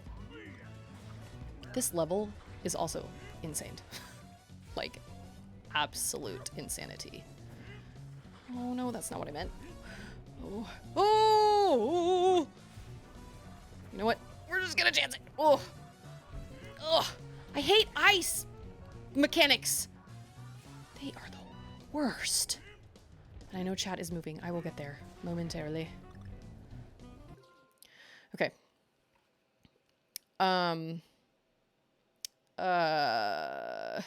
Kalulu praise Kalulu praise B. I thought it said the. My cursor was in the way. QT Cinderella used to be Mormon. Who is QT Cinderella? I don't know who that is. I deconstructed from my Christian faith back in 2014 to 16, but I think it's very prideful to claim I'm somehow smarter or that I have more of life figured out than people of faith. We're all trying to figure it out, and that's okay. You're ready to argue with Ander? Yeah, well, have fun with that. I mean, Ander will have a great time. Ander loves talking about the church. Are you kidding? He loves it. He spent 2 years of his life talking about the church. He's passionate about it. He loves it. It is a big part of his life. Oh. You leave me alone. Oh my gosh. Get out of town. He'll talk to you about it for hours. He will totally talk to you about it for hours. And I think one of the things that does irritate me when I have conversations with people about my beliefs and whatnot is when I'm like, look, I'm not trying to change your mind, so please don't try to change mine. Like, I've had my experiences, I've had my beliefs, I know what I believe. And I would appreciate it if you would just respect that. Now, if you have questions, that's fine. But none of this, like I feel like that's kind of what Manuel was trying to do, was like change my mind. Oh, crap. And be like, oh, I could have saved it. And I don't know what he was looking for. Maybe for me to be like, my whole life's been a lie. But maybe some people have that reaction. I don't, because of what I've experienced in my own life. I went through a period where I did not go I wasn't active at all. I considered myself a member, really, and I didn't ask for my records to be removed, obviously, but I never went to church. I wasn't active. I didn't participate. I didn't live by the church's standards. Those were the 2 years Andrew was on his mission. And honestly, they were the worst 2 years of my life. I can honestly say. I was miserable. I wasn't happy. I was, and I'm not necessarily saying that was just because I wasn't an active member of the church. My whole life was falling to pieces anyway, because my parents were divorcing and everything was crazy. But I can honestly say, I truly believe my life is better with the church in it than it is without. But that's because of my own experiences, and I can't speak for anybody else. I've done experiments where I have not utilized, the church in my life, or like, I'm not really big on reading my scriptures because scriptures are hard for me to understand. But I made a goal a couple months ago to read even just one verse a day, if I could. Because I have been told through many classes and whatnot, I believe that God has told us that if we put forth effort, he will also put forth effort, and that he'll bless us for putting forth effort. And if that effort is one verse a day, if that's all you can do, then that's all you can do. And so there have been so many times where I've been laying in bed and I'm like, crap, I didn't read my scriptures today. Dang it. And so I pull up the scripture of the day and I read it, and I can honestly tell you, and this is just my experience, I can honestly tell you that nothing about my life has changed. My life is still hard. I still have, I've still got little kids, and I still have a baby, and I'm still tired, and I still struggle, and I have a husband who's a bishop, and he's gone a lot, and he's working a lot, and, I still have all those struggles. But something in me is different. I'm not nearly as stressed out as I have been before in the past. And I choose to believe that's because I've received some sort of blessing for putting forth effort. And that's my own personal choice. That's my own personal belief. So in my opinion, my life is better with it rather than without. But people have to experience that for themselves. You can't piggyback off of me because, you got to experience it yourself. You got to taste the salt yourself. I can describe it all I want, but till I'm blue in the face. But if you don't experience it yourself, it's always going to be like, okay, well, that worked for her, but it might not work for me, or it didn't work for me, just for fun, but with tacos. So worth it. Tacos and queso. I wonder where the motivation for non-religious people to try and change a religious person's mind comes from. The other way around, it makes sense. If someone believes in hell and doesn't want others going there for not believing. Yeah, right? Like, what is the aim here? Why are you trying to change my mind? Maybe there's some sort of really super deep-seated, I don't know. I honestly have no idea. The only way to change minds is if their beliefs are not reaffirmed. As long as you are around people who you agree with, your perspectives are mostly set. Yeah, or unless you have experiences yourself that nobody can take away from you. You could be surrounded by people. This is something we see in the military a lot. Military is really toxic for members of the church because it's a brutal, brutal place to be. It is so opposite of the church. And so our members struggle a lot when they're in the military. But I also know a lot of people in the military that are crazy strong members because they know for themselves, because they've experienced it for themselves. And they know what they believe, and nobody can take that away from them.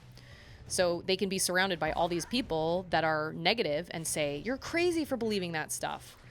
When in reality, they can be like, okay, but I know what I've experienced, and nobody can take that away from me. Oh, there's a owl there. I did not see him. Oh, I'm scared of this. Ooh.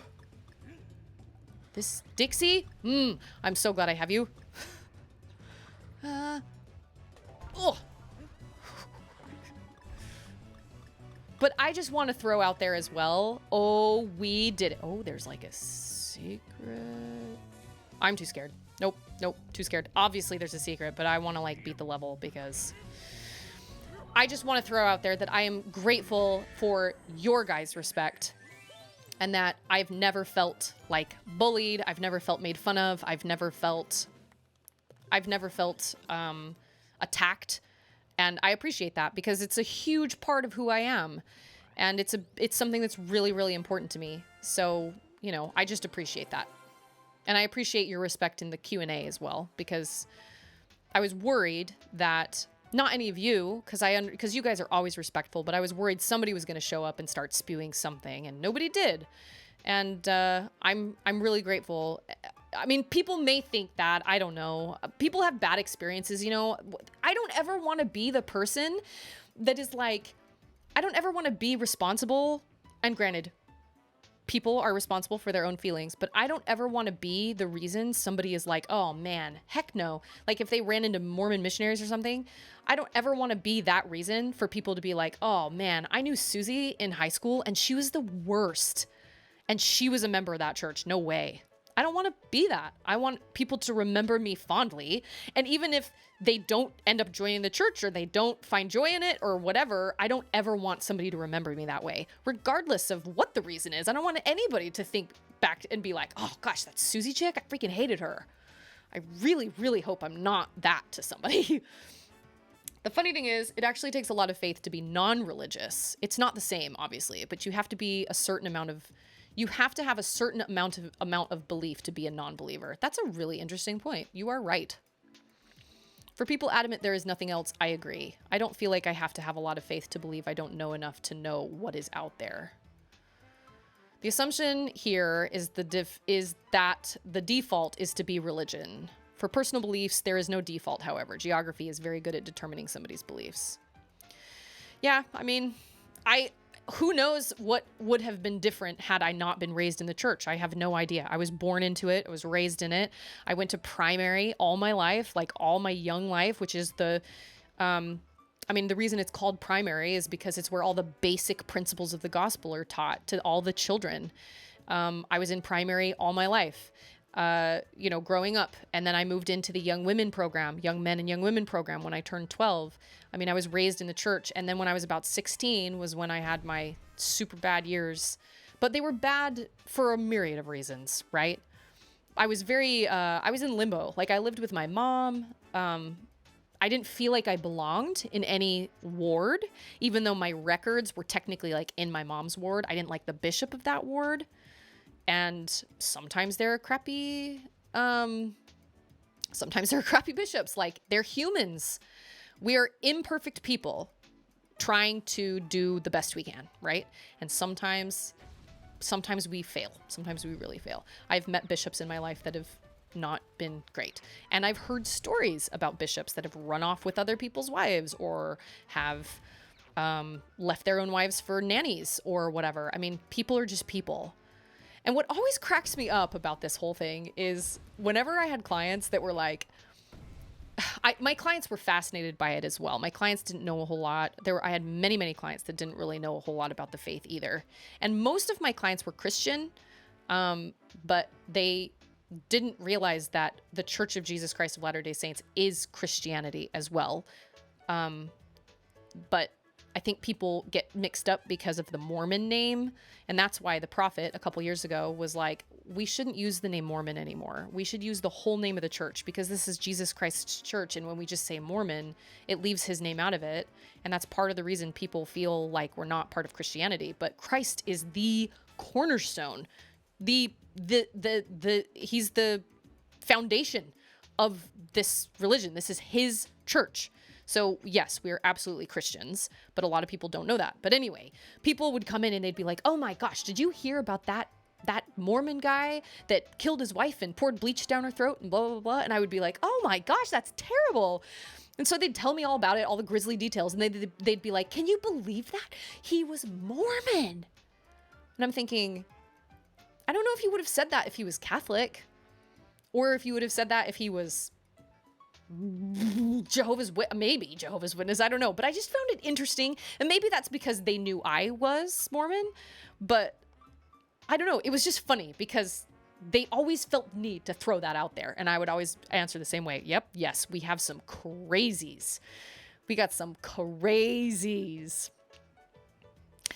All my life, I pray for someone like you. Okay, so I sang that song on Twitch Sings one time, and I completely forgot that the beginning goes, baby, baby, baby, baby, baby, baby, baby, baby, baby. Totally forgot. And it happened, and I was like, and I just started laughing because I didn't know what else to do. I'd say faith is the wrong word. It's not the word I use for myself anyway. Okay, wait. Now I have to go back and... Oh, it takes a certain amount of belief to be a non-believer. Oh, it takes a lot of faith to be non-religious.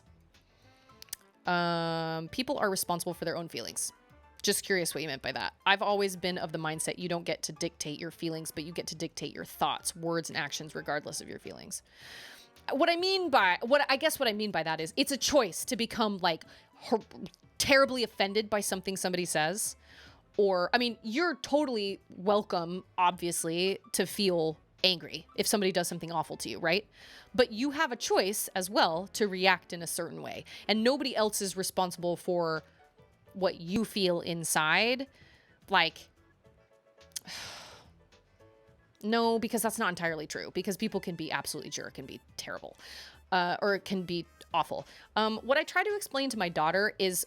my daughter is 7. And what I try to say is... I try not to say things like, you hurt mama's feelings. Or you make me sad when you say things like that. Because I feel like that's sending the wrong message in the fact that she... Oh, how am I explaining this? I feel like I'm explaining this wrong. Okay, you have control over your thoughts and you have your control over your reactions. Feelings was the wrong word. You have control over the way you react. You are not responsible for anybody else's thoughts or actions or whatever. When you are faced with some sort of situation where you've been offended or you're angry or whatever, you have a choice. By the way, there's going to be an ad in like 20 seconds, but I will be back. Yes, I'm sorry. That's what I meant. I'm sorry. You are right. Thank you for calling me out on that because it's true. Like you do kind of to a degree have somewhat you can somewhat control your feelings because if somebody says something that is really stupid and hurtful, you can either choose to be like, okay, or you can choose to get super angry, but I guess that's still technically a reaction. You can also choose to... Oh, shoot. There goes the ad. That'll be... I'll get back to that in 60 seconds. Yeah, no. Crouching Monkey's right. Feeling is the wrong word. It's more reactions. You aren't responsible for the way other people react. And I guess you aren't responsible for other people's thoughts either. But... I mean, technically, you aren't really responsible for other people's feelings either, but we should all strive to be kind, right? Emotions are in the id, reactions are in the ego. Yeah, it's impossible to take hold of the world's spotlight overnight, just so you know, in case you didn't get to see the ad. Oh. I need to see the ad. Okay, well, now we're at the boss. Hopefully I can beat this. If I can beat this, that would be stupendous. And if I can get this overhead rig started, maybe we can do something different on Thursday, but if not, or if I can get it finished, but if I can't, I'm not sure what we'll do on Thursday. I guess, yeah, no, you're right. It's reactions because, I mean, yeah, but you can still choose to be happy even in situations where, it could warrant some real sadness. You can still choose to maybe not necessarily be happy, but you can still choose to be positive, you know? But that's not the same as choosing to be happy, I guess. You can choose to kind of look on the bright side of things, right? That's something I've always kind of had a hard time with my mother-in-law, is my mother-in-law constantly chooses the negative side. And I think and I'm not saying it's easy by any means. By any means. It's not easy. It's super challenging to control that, or to react, to control your reactions, or or influence your reactions, or whatever. It is not easy by any means. But, we still have our choices. I hope I haven't talked myself into a hole here. I hope that makes sense. Oh, this is so much better with Dixie. Wow. Wow. This would be better with Diddy, too. Probably Cranky, but Cranky's harder to control?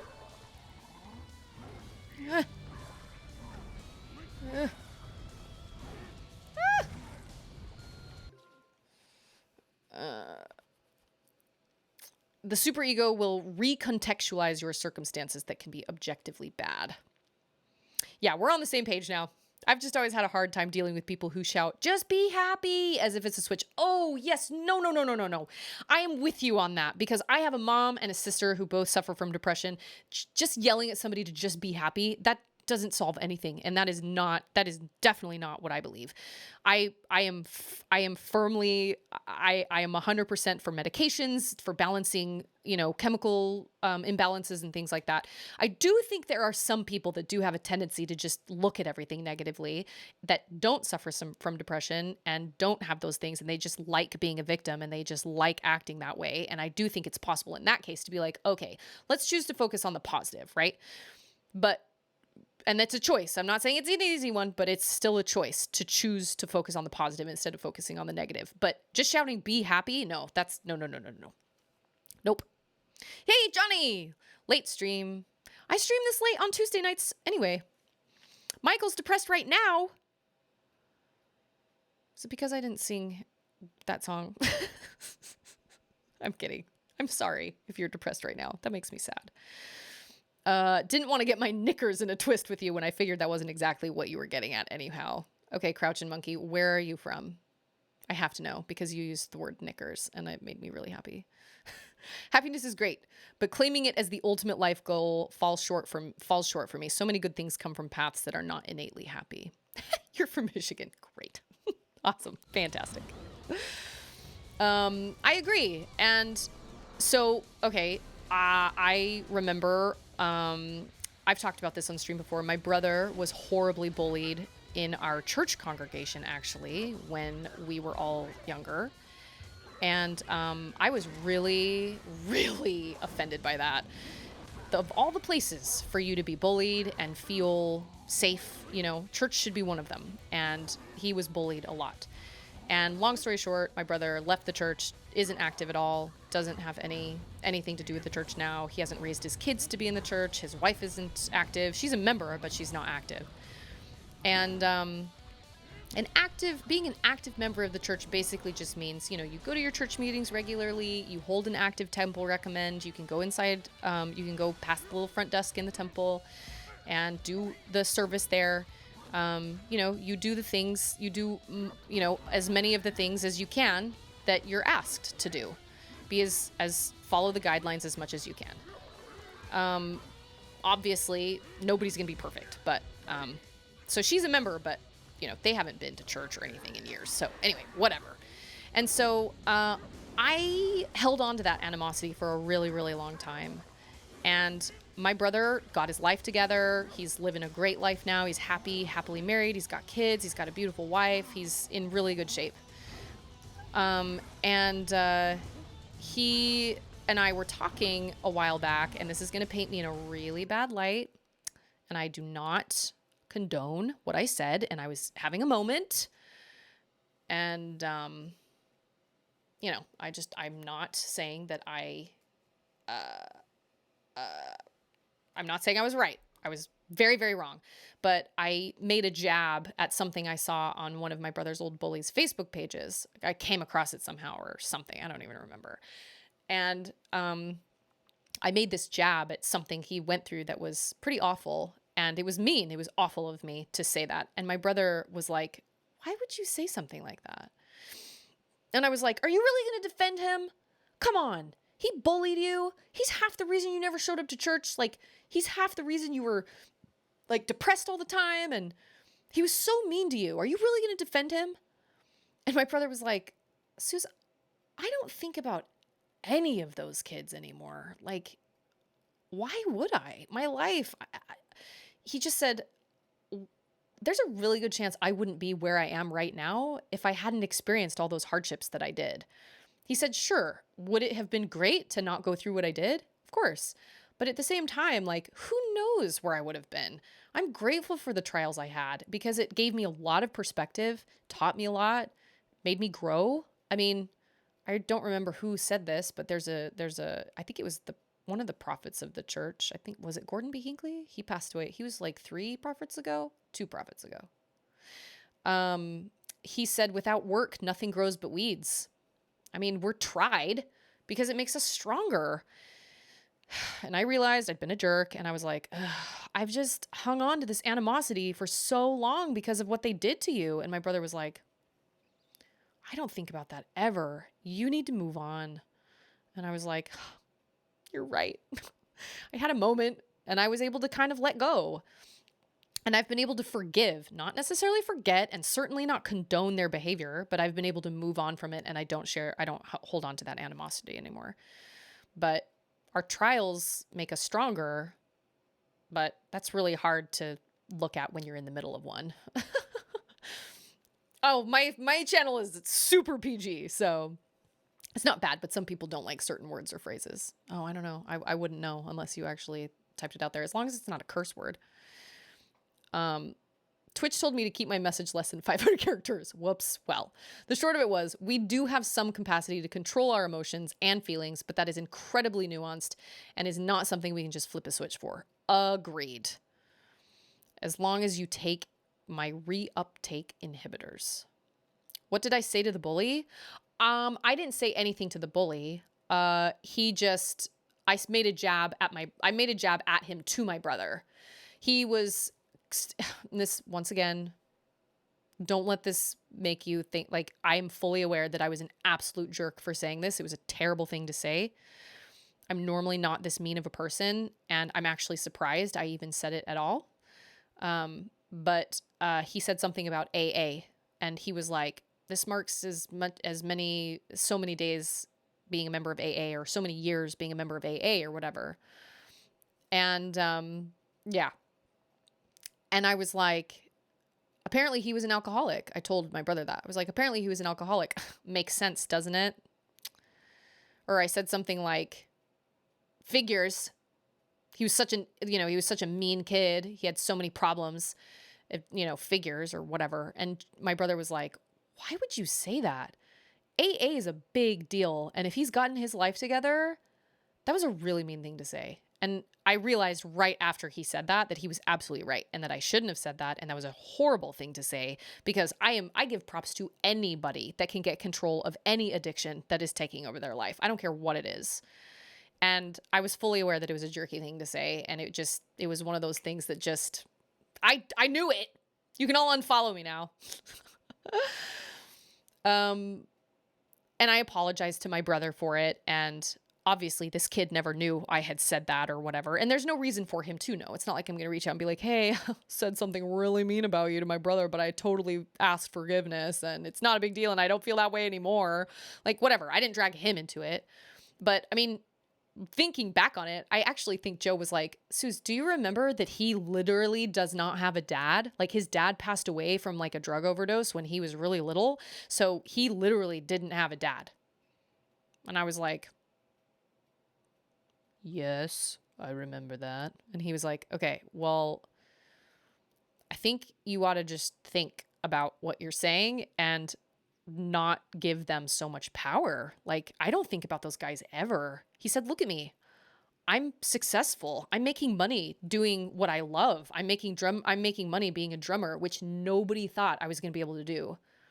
I never think about those kids anymore, and you shouldn't either. Done. Way ahead of you. Never followed you to begin with. I knew something was off, and this just proves it. Yeah, well.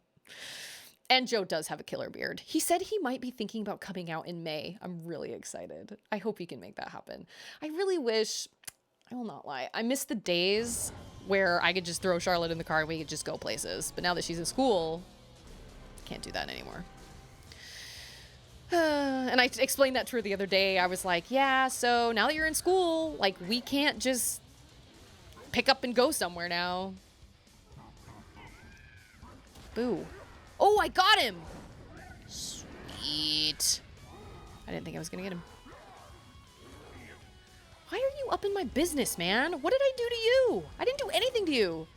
Sitting up there on your throne of icicles. Yeah, that is one of the meanest things I've ever said about anybody. And the other mean thing I said was telling that super skinny kid he had Holocaust legs. Not my proudest moment. That was a bad, bad thing to say to somebody. And I really regret it. And I probably should apologize, but yeah, it was not great. Not my proudest moments, for sure. I really try to be a nice person. I really try to be a non-judgmental person, but the whole bullying with my brother and everything, that was bad. That was really bad, and I had a really hard time forgiving those kids because I saw what it did to my brother, and I watched. I heard the tears in his room with his door closed. Like I knew what was going on, and I was powerless. I couldn't do anything. I couldn't do anything to help him, and I hated that. I hated feeling so helpless. So, once again, not my proudest moment. Bam! He's about to get real angry here in a second. Is this a no spoilers tips playthrough? Yes. Don't spoil it just yet. Although I did just look up how to get a secret exit, so. Who is my favorite brother and why is it Joe? You guys have met Joe. Do I really need to explain myself? Joe is fantastic. He's an amazing person. Our Little Nightmare stream was hysterical. Oh my gosh, that was one of the best times I've ever had while streaming. It was so great. It's one of my favorite YouTube videos I've ever done. It was so hard to put into, 2 minutes, all of Joe's highlights because he is just full of them. Oh, he's so funny. He's so clever. And like I said, he has that gift where people just gravitate toward him in a crowded room, and he can make you feel like you're the only one there, even if you're surrounded by 50 other people. He's also a great storyteller. Have I told all of you guys my favorite Joe story? The whistle story with the sprinklers? It's my favorite Joe story. One of my favorite Joe stories. Crazy story about Joe, though. This just kind of reiterates the bullying that was going on in our church congregation. He actually was, he got into a lot of trouble with some kids that ended up being some of his bullies later, because they convinced him to put sand in the gas tank of a camper, our neighbor's camper, and cut the cords underneath, cut the wires or whatever. My brother got in big trouble. I think he was like 8. And he got in trouble for it. My mom found out. And he told them that these other boys were involved too. And when they went down to those boys' house and they knocked on the door, their dad said, "Well, my sons told me everything that happened, and I've told my sons that it is wrong to lie. And they told me it was your son who did it." And they never took any of the fall. My brother took the whole fall. And that probably was where my animosity first started. And then as they got older and they were really wealthy and they got older and they just became brattier and brattier. And consequently, one of them became my bully. He was the ringleader in my class. Ugh. Even talking about it, I'm getting so flustered. My brother used to, work for a sprinkler company, and they used to work on these giant mansions up in the mountains in Utah. And so he had this manager that was explaining all this stuff to him and was going, okay, you got to do this and this and this. And he goes, okay, you do this and then whistle for me and I'll come and help you finish up the rest of it. And my brother was like, okay. So he did it. And then he ran all the way around this McMansion, right? All the way around this mansion, found his manager and went right up behind him and went, and the manager turned around and he goes, what was that for? And my brother goes, I don't know how to whistle. It's one of my favorite Joe stories for some reason. Joe has many stories, but that was one of my favorites. Am I doing this right? I feel like this is a lot of throwing these things back there.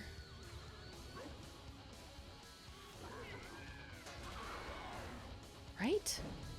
I am doing this right? Is this why Crouch and Monkey was like, do you want tips? Because we're going to be here a while. I got this far one time.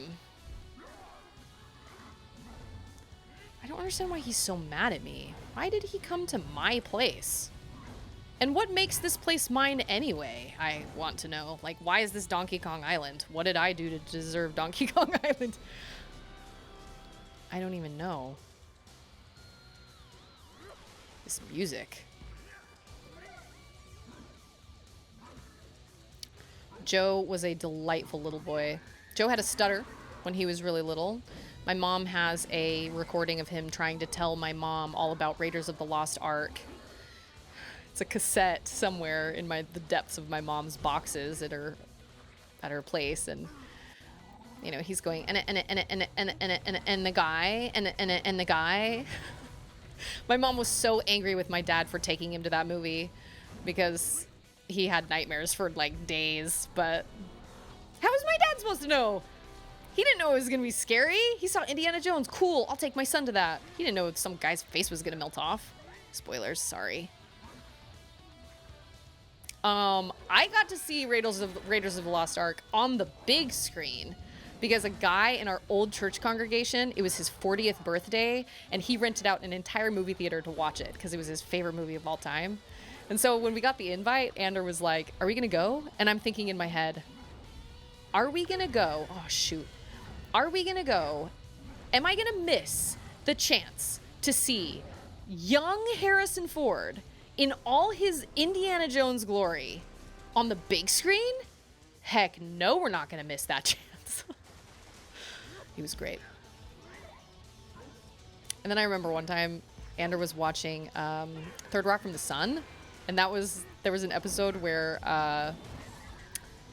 they were talking about the fact that oh crap, see, I can't do this without Dixie. They were talking about the fact that Harrison Ford had just been named Sexiest Man of the Year or Sexiest Man Alive or whatever. And Ander looks at me and he goes, is Harrison Ford really that attractive? Like, really? And I sat there for a second and I was like, is Harrison Ford that attractive? And then Ander goes, I'm sorry, are you blushing? I was like, don't look at me. If you must know, yes. Yes. I would be the girl with love you written on my eyelids. I'm sorry, but those are the parents we deal with as teachers. Yep, my baby would never. Your baby is a piece of crap. He's got to be a football player. Otherwise, it's a waste of those juke moves. He's got to be, man. Like, what the heck? Is this all the fight?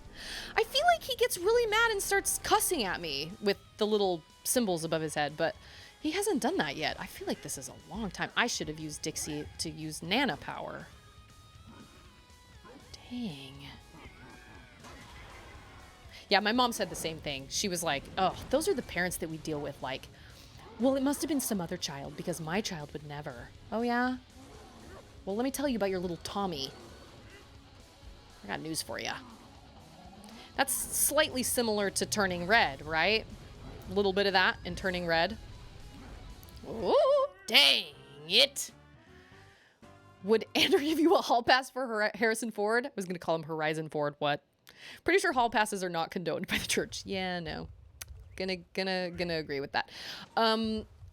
Funny story. Eliza, my cousin, is an actress. Her name's Eliza Dushku. She's been in a bunch of movies. She's not acting anymore. But there are a lot of people who consider her extremely beautiful. She's very pretty, can confirm. She looks like that in real life. I mean, truly. She has beautiful skin, beautiful dark eyes. She's really pretty. I hate her. Just kidding. So one time she did a radio show and the guys were like, so Eliza, who's on your list? And she was like, my what? And they said, your list of like people that like, if you were really drunk and they were really drunk and you were in like a back alley somewhere or whatever. And she was like, people have lists? And he was like, oh yeah, you're on my list. She was like, great. And she goes, listen, how do I say this without sounding like offensive? She said, Hollywood is kind of a cesspool of like lots of emotional baggage and like everybody's kind of sort of been with you don't want to make a list. When you've worked in Hollywood, you don't really have a list. And he was like, oh man, you're on my list. Again, she was like, oh, okay. Awkward. Okay, I will look at chat here in a second. Gosh, I feel like this fight is this just all we do? I feel like he gets really mad. What if there was revelation that hall passes were okay? I can't ever see that happening. Simply because of what we believe marriage to be. But if there was a revelation and the prophet came out and was like, all right, or like if the prophet came out and was just like, all right, polygamy's back on or whatever, I would have a really hard time with that. And I would have to do some praying for myself. I'd have to be like, now wait a minute. Ander has had to deal, periodically, he's had to deal with men so far, just men, that have had affairs and had like secret second relationships and stuff. And Andrew's like, I gotta tell you, it sounds absolutely exhausting. I don't know how I don't know how they do. People in general, I don't know how they do it. I don't know how it sounds absolutely exhausting. And I was like, dude, I'm with you. I don't know how they do it either. That sounds so exhausting. Trying to keep everything a secret and trying to that sounds terrible. Susie and Ander would have to have a long sit down with Ander. You know what's funny? So Ander came up with this the other day. He was like, I don't remember what we were talking about. We were talking about somehow polygamy came up. And he goes, I feel like the women actually benefit a lot more from the polygamous situation than men do. Okay, yes. So men, we're all aware of the one major perk a man gets for having multiple wives, right? But he was like, but think about it though. Women, you have extra hands to help with like the housework, help with the kids. You've got babysitters, you've got, kind of nannies. Like, you've got help around the house, like, and with the kids and stuff. That seems like a way better deal for women than it does for men. Because women get in sync, and then they're all just angry at you.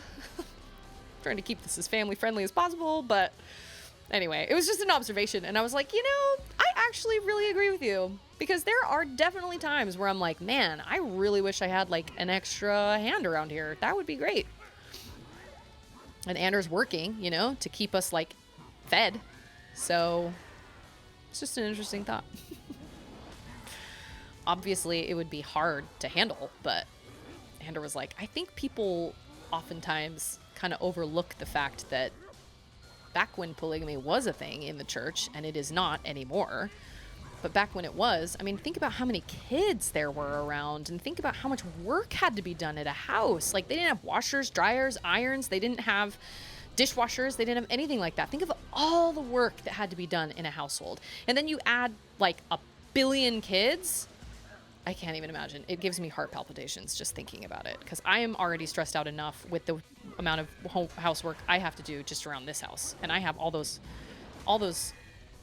you know, I've got a washer and a dryer, and I have a dishwasher, and I've got an iron, and I've got a vacuum cleaner, and I can't even imagine. Oh, crap. I was looking at chat. Okay. All the red peonies bloom at the same time. Yep. Bad situation. I heard that polygamy was discouraged in Christianity back in the day because the men that were well off were getting all the wives. Maybe. I don't know. I have no idea. I remember Ander worked for a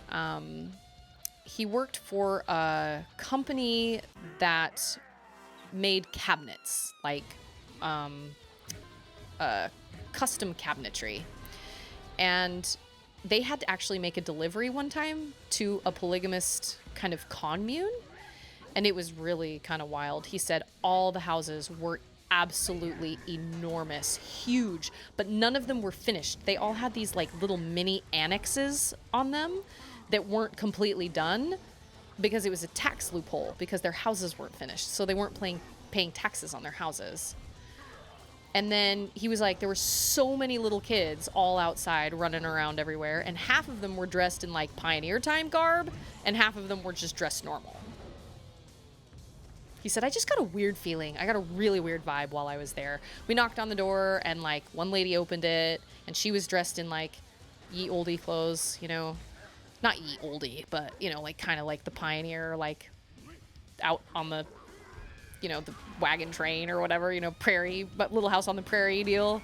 And then like the other two were just in jeans and a t-shirt. And I don't know what the hierarchy is. I don't know, like, I don't know anything about it. But Ander was like, and Ander doesn't either. But he was just like, I couldn't figure it out. It was very strange. When we lived in southern Utah, we used to see them all the time. We used to count them at the grocery store. We used to count them and like see how many points we could get, like how many we'd see. Children counted as half. Little kids were half a point. But I will tell you, they always had the nicest cars, and they always had the nicest cell phones. But they were in like, you know, these probably handmade dresses, and they always wore like these weird little sandals, and they always had the really poofy bangs and the long, long braids down their back. And they always had a huge gaggle of kids. I don't know anything about it. Zippity zap. Finns don't pay taxes. Confirmed. None of them were Finnish. I just got it. I was like, wait a minute. What Finnish? When did we start getting on Finnishes? Rumi, how are you? I heard you were eating hot foods on your stream the other day. I missed it. I'm sad about it. I've actually thought about getting hot chips again because it was actually really fun. Even though my mouth was on fire, it was a really fun thing to do. It was a fun punishment, I guess. But I haven't gotten any chips. I don't love spicy chips. I've thought about the whole Bean Boozled thing, but I don't want to eat like sardine or like vomit or like earwax. Not my style. I really hope I'm doing this right. Like, am I doing something wrong? I just have a hot chip redemption. Oh, that's right. I remember seeing that. Oh, the ghost pepper chips. Oh, has Ander ever had a ghost pepper? I wonder if he has. I don't know, actually. Take that. Ah, beans! Gee, dang it. Oh, you've got to be kidding. What just happened? Okay. Oh, I got him! Lovely. Oh, shoot. I don't have it. Do I not have a... Oh, wait. There we go! Right. Let's do this. Is it going to get really... Oh, no. No, I was going to say, is he going to get really angry? But no, he's not. He's not. I mean, he is. He's angry. He's mad. But he hasn't cussed me out yet. So guess we'll see. I feel like I got to a point, like the first time I fought him, I feel like I got to a point where he cussed me out. Like they all do. But I guess I don't remember how long that took. We're just going to keep on keeping on. These hard-headed penguins. Trick is to hit him right in the middle so he can't dodge it. Yes. Woo, that is a close jump. We barely touch his little furry cape. I expected something different, but... Ooh, that was a long jump for you. I'm confused. The longer this goes on, the meaner I feel. Why? Has every bastard to the point died in 3 hits? If so, you're probably doing this wrong. Cheerio, fish and chips, long live the queen.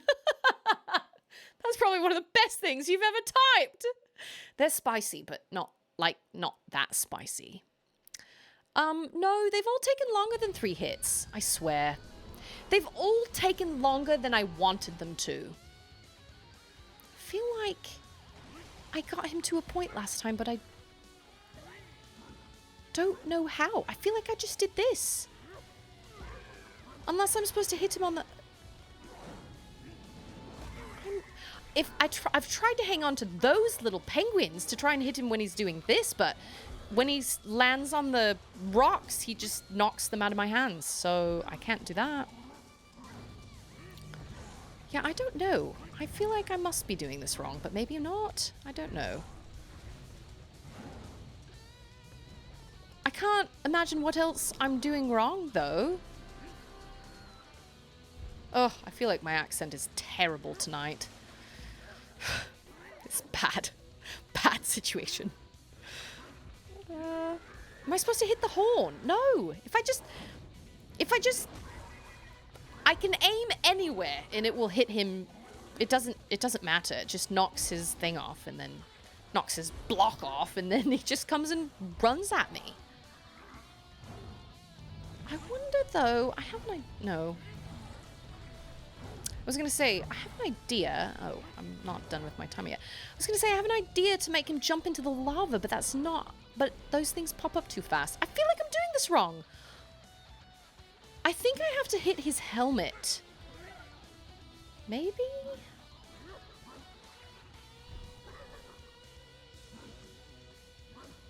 Because...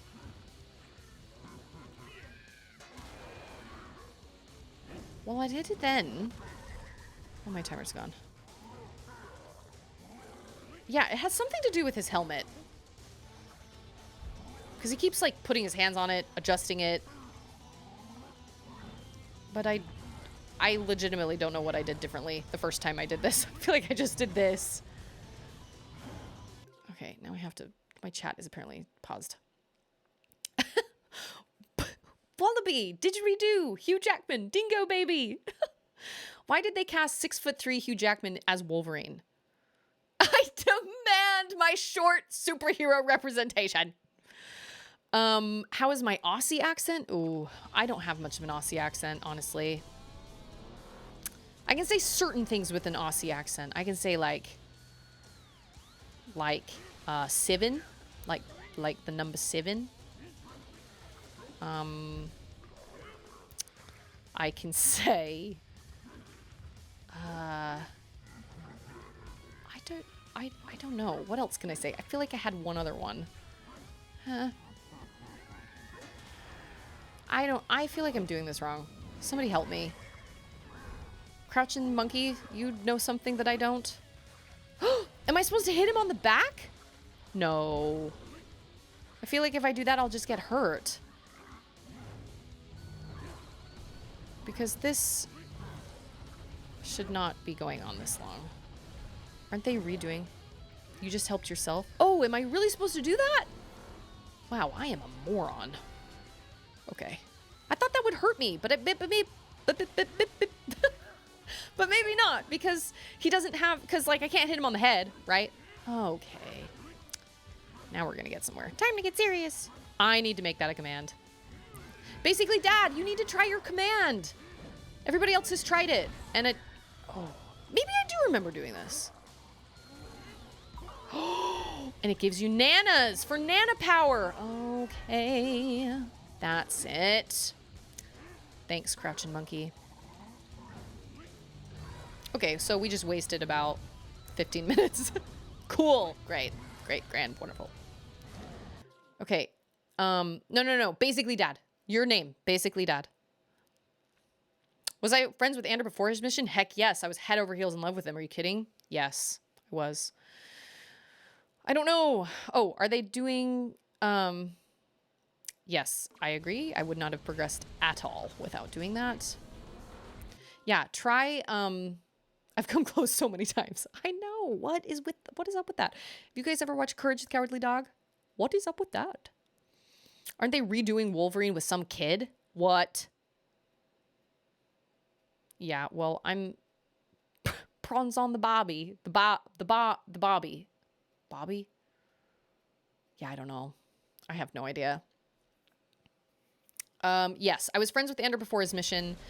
And I wrote to him. I wrote him letters all during his mission.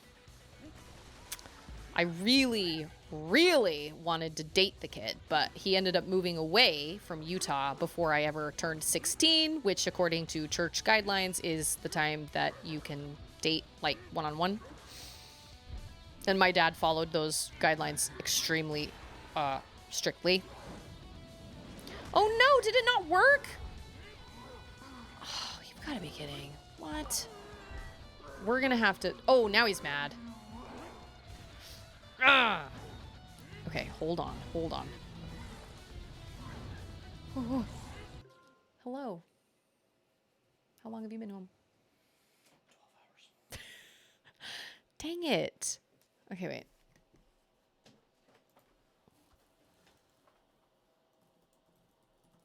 Dad. Basically, Dad. So bad. Okay, hold on. We need to time out for just 1 second. I need to go back to Basically Dad. Where is it? Basically Dad. Okay. If I go to the commands and I double click it, allowed user permissions. It says you're allowed. I don't understand. I'm gonna have to look into that. I'm gonna have to go on the Discord and ask them because it says you're allowed. And maybe if I hold on. Maybe if I Dad, basically Dad. Oh, did it just work? Okay, somebody else try now. There's Andrew butt reveal. Okay, somebody else try. Michael, try Basically Dad. I wonder why that worked. Okay, wait.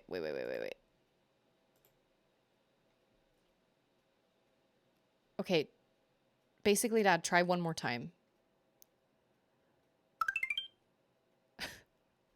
Is there a cooldown? No, there's no cooldown for it. Unless I'm forced to make one. Basically Dad. Dad, basically Dad. I wonder why that didn't work before. That doesn't make any sense, but okay. Whatever, it works now, so cool. All right, great, grand, wonderful. Yeah, I don't know. Do I have to have it open and not minimized, maybe? I don't understand. Oh, that's why you felt mean, Crouching Monkey? No. I am grateful. Quite grateful. If I can make this work and if it continues to work, then that'll be a perk for my subs. If you subscribe, you can get a personal command. Oh, that's right. I remember now. They're like crazy ice dragons, maybe. Oh, and they make ice. Oh, well. Oh, those were my fancy hearts. It's a good thing I did that. Wow. What the? Oh, these are like these wickedy little guys. Dang it. Okay, now we're getting somewhere. Dragon? I hate you, Dragon. I hate you, Morris. Oh, beans! Okay, now it's like really legitimately time to get serious. Okay. Oh no.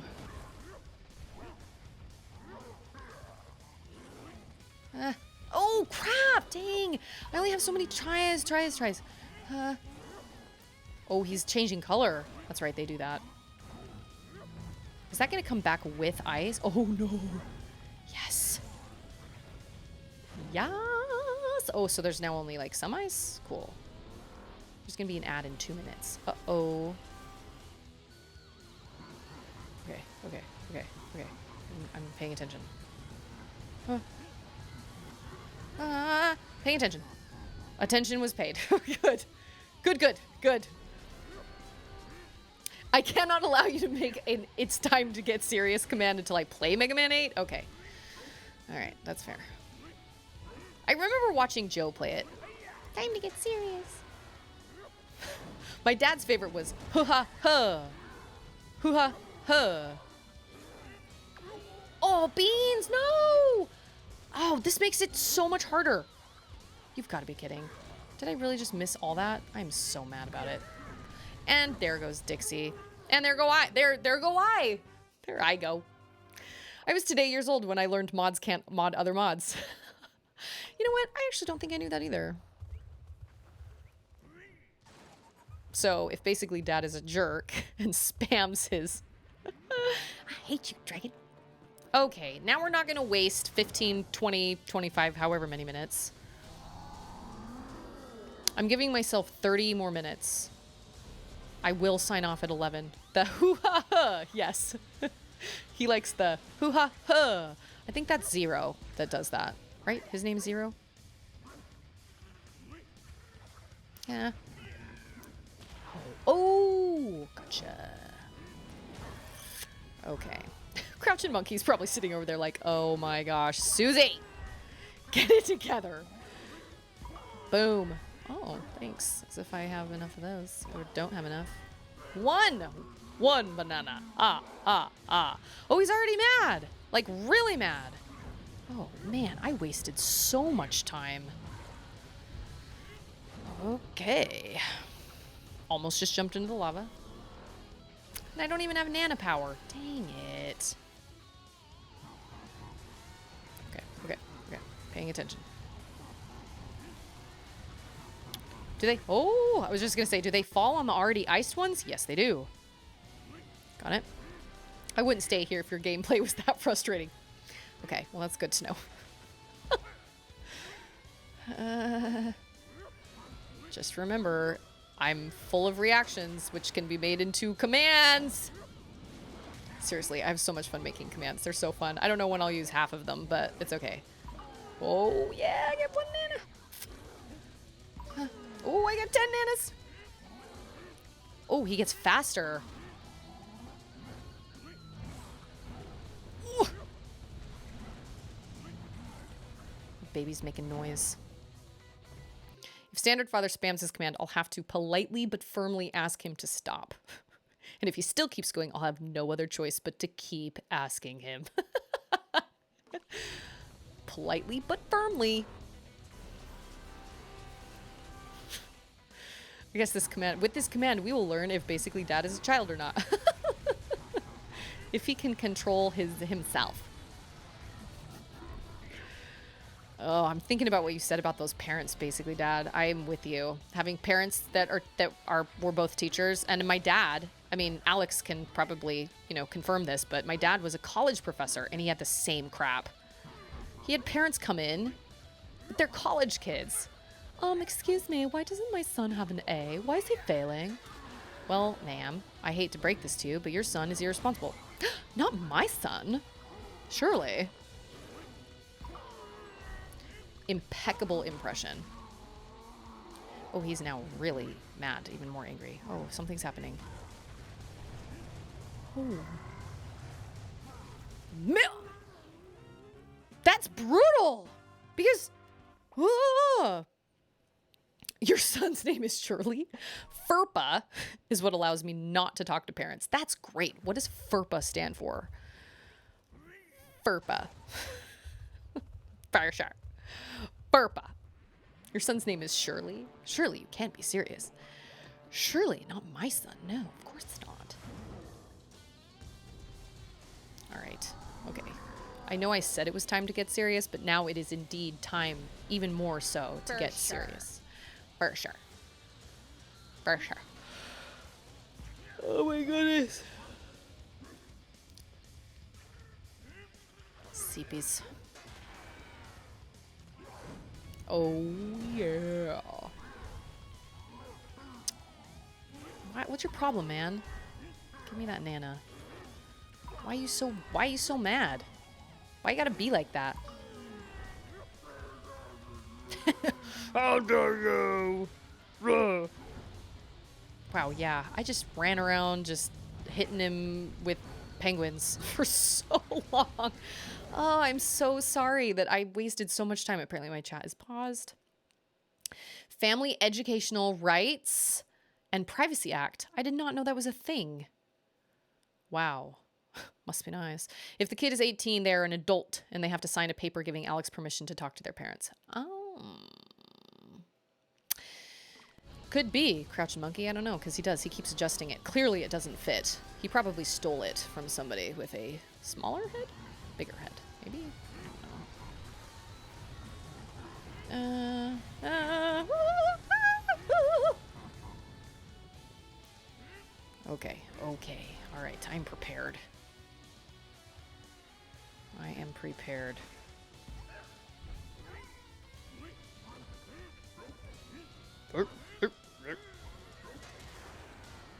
Okay, it's time to get, like, even more serious than before. Oh, beans! Okay, well, at least you don't have to hit him. Remember how I was like, oh, that jump is so close. Oh, crap. Oh, man, that was really close. I need nana power. Dang it. FERPA is education's HIPAA. That makes sense. I mean, it makes sense because, obviously, if the kid is over 18, it doesn't make sense for little kids. But, yeah. Teachers get such a bad situation. Sucks. Why are you failing my child? Well, your child doesn't do the work, ma'am. Well, that's your fault. Somehow. I don't know how, but it always is. The teacher's fault. My mom was also, she was like, man, I am not an advocate for this No Child Left Behind deal, because she said, I understand why they did it, but there are so many kids that really just shouldn't move on. They just shouldn't. They shouldn't move on a grade. And they do. Oh gosh, that was bad. And they do. And they shouldn't. But with this No Child Left Behind, you know, you have to send the kid forward regardless. And okay. I don't even know how to do that. It's all about the funding. Man, I really need to hang on to Dixie. Way to not hang on to Dixie. Yeah, my mom was like, I sent so many kids forward a grade when they were not ready. And of course, parents are horrified by that, and they look at that as being like, my child's stupid. You know, why you're saying my child is stupid?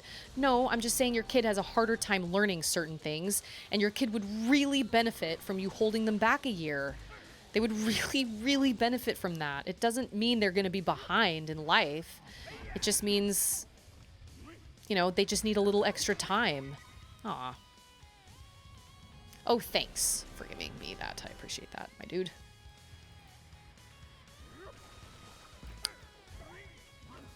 Some kids... Oh, there was a banana. Would you look at that? Some kids just need that. Charlotte brought home her worst graded piece of homework yet. It was a bunch of thermometers, and she had to color in the mercury line for however many degrees it was. And she missed like 6 or 7. And so I told her, well, we'll work on that together, you know. But I didn't make a big deal out of it. I was just like, oh. You know, oh, I know. She grabbed it and she was like, 6? I missed 6? And I said, let me take a look, you know, and I looked at it again and I was like, oh, okay. So we just didn't color them enough. And she was like, I just don't get it, Mama. And I said, okay, we'll talk about it then. We'll go over it. My dad was one of those that was very like, what? Well, that changes everything. Didn't know I could get hearts from banging two penguins together. Okay, that's good situation. My dad was kind of the sort that, you know, I'd get like a B+ on something and he would be like, I'd be like, Dad, look. And he'd be like, Sus, that's great, but it's not an A. No, I know that. But it's not a C either. That always made me so mad. I vowed all my childhood to never be that way with my kids. I mean, you want to instill in them that they can do better, but that's not really the way it is. That's not really the way to do it. So anyway, I'm not quite sure exactly what the way to do it is, but that was not the way. That only made me feel really crappy and made me feel worse. So, like, that just took me down a couple notches. And maybe I shouldn't have been proud of getting a B+, but I was just, I don't know. I considered anything above a C good for the most part. Okay, I'm going to read that in just a second. Yeah, my dad was a little tough on me. It's kind of ironic because it does leave the kid behind instead of helping them. It's true. It totally does.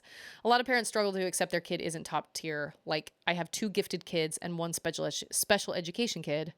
They are all 3 spectacular human beings, and they are labeled to make sure they get the accommodations they need to be successful. Not everybody sees it that way.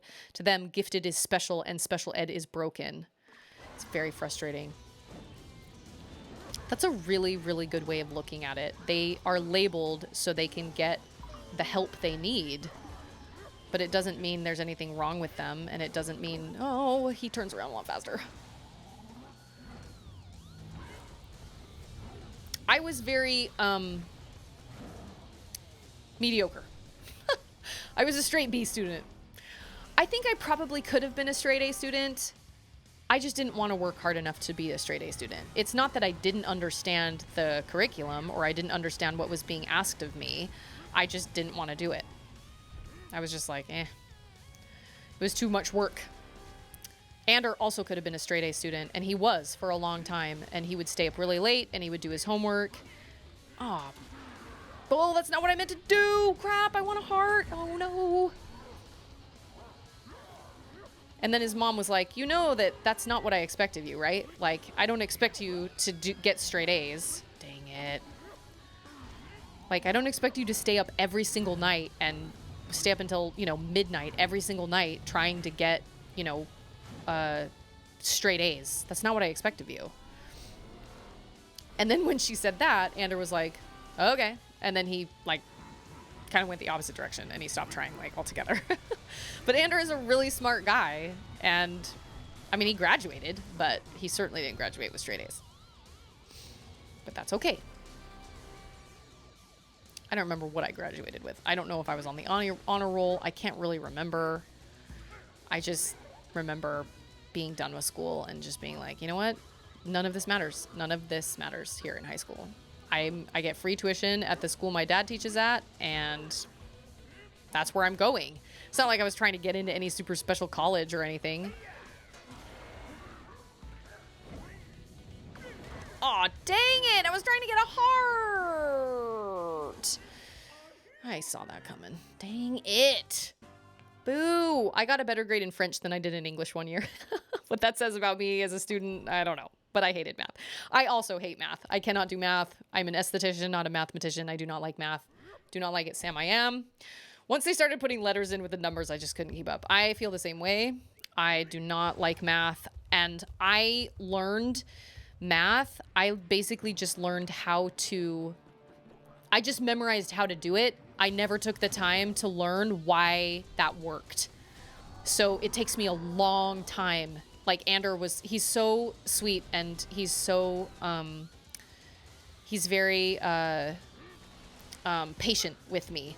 And he'll be like, okay, so you're looking to find this number. How do you find that number? And I'll be like, you have to take that number and add it to that number. And he'll be like, yeah, you got it. Whew, okay.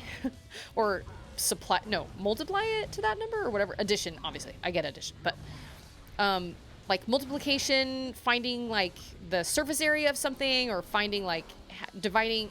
Anyway, fractions really throw me off. But he's very patient with me, and I'm glad he is good with numbers, because that means Charlotte will have help when she needs it. Because I will not. Oh, shoot. I didn't realize that didn't hit him. Dang. Darn. Oh, that's not going to hit him either. Oh, nice. Dude, let's get this fight over with. I think they have 3 different... I don't think it's 3 hits. I don't know. I'm going to stop talking because I don't know what I'm trying to say.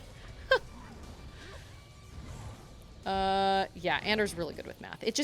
He paid attention to how you get certain answers. I did not. So I just memorized the formula, but then it was just like, okay, so I just followed what they did on the board, and then, whatever. But I didn't pay attention to why that works. So now I'm going, well, I don't know what I have to do. So whenever I help Charlotte with her homework, and Ander as well, we'll be like, okay, do you understand why this is? Like, why this is the case? Oh, dang it. I want to... Yeah. Oh, no. I wanted a heart. Boo. It's not necessarily 3 hits, but it's 3 phases. Yeah, they usually cuss at me 3 times. Okay. Really want a heart, but I guess I'm not getting a heart. Shout out to letters. It's true. Oh! Oh, dang it, I just wasted it! Oh, beans. Dang it. Oh! I hate you, Walrus. You are the worst. If I ever have fun math questions, you and your wife are at your disposal. Okay, I appreciate that. Ander is very, very talented when it comes to math, but it's not like a passion of his at all. He just understands it. It's a language he just understands. It is not a language. It is a language I do not understand. But I never really took the time to understand it. I ditched out on math class like my entire sophomore year, because it was in the first period of the morning, and I was really mad about that. Is he gonna let me just let these guys...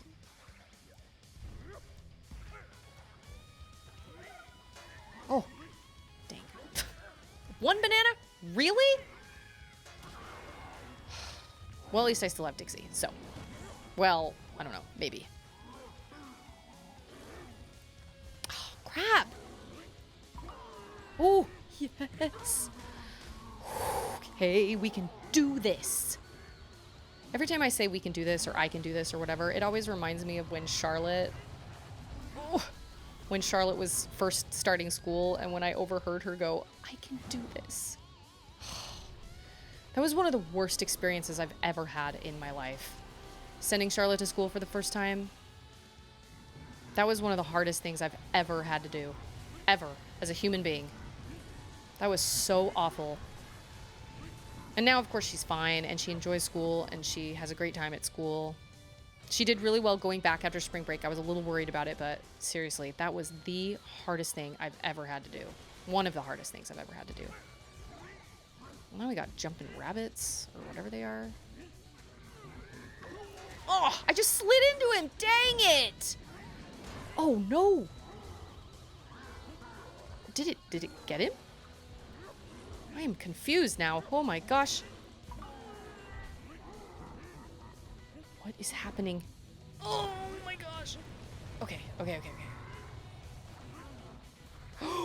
It's different. You are diabolical, Walrus, sir. Good sir. What are you gonna do now? Oh my gosh. Wow.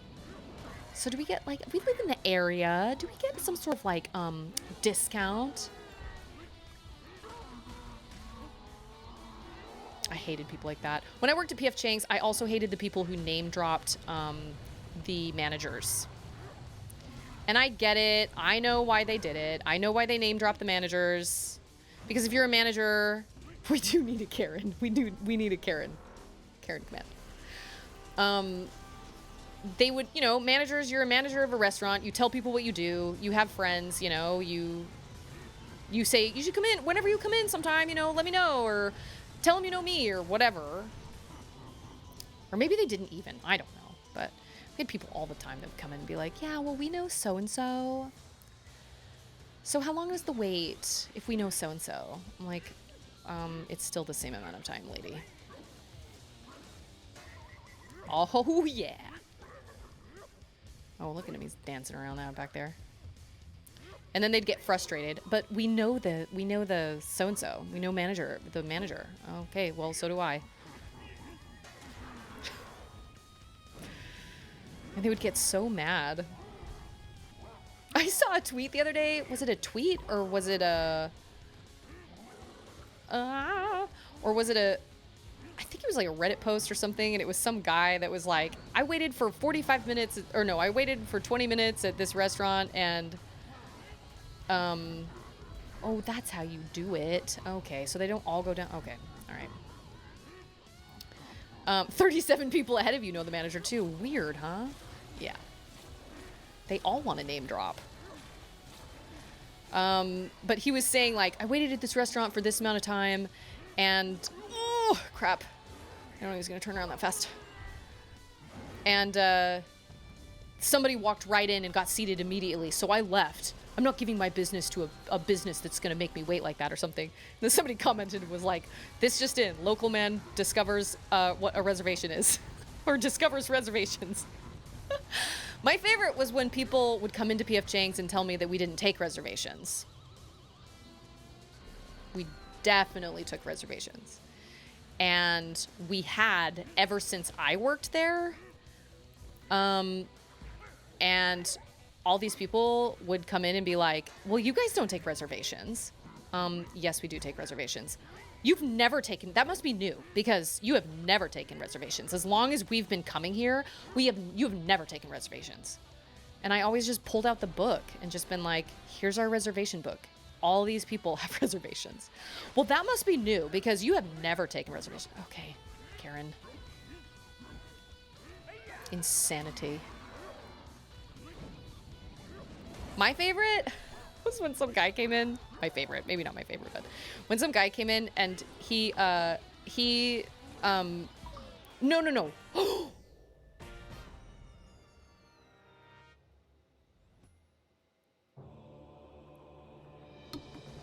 We did it. Some guy, okay, no, I got a call from, oh man. I'm so glad right before I was supposed to sign off to halla freaking Luya. Get out of town. Yeah, see you later, guys. I got a call from a credit card. I got a call from American Express. And they were like, we'd like to make a reservation for one of our customers. Great, fine. I don't care who makes the reservation. What's his name? Well, his name's this. So I made the reservation.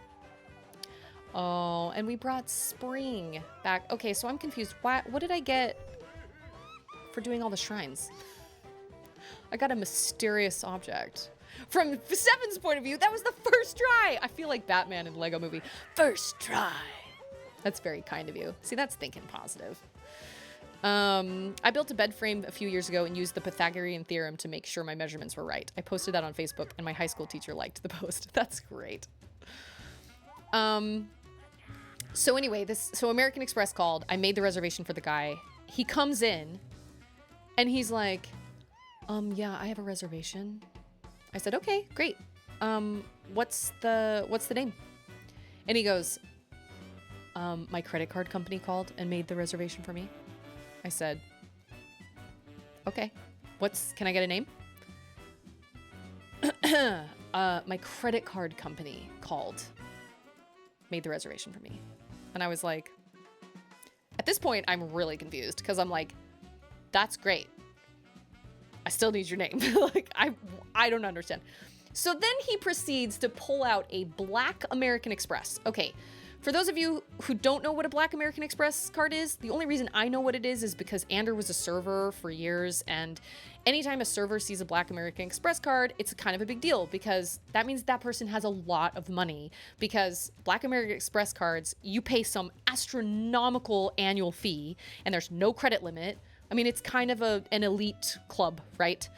So he pulls out this Black American Express card and he like flashes it at me. Not that drastically. He puts it down on the table and kind of like taps it, you know, on the table and kind of like flashes it. And I was like, okay, I'm still gonna need your name.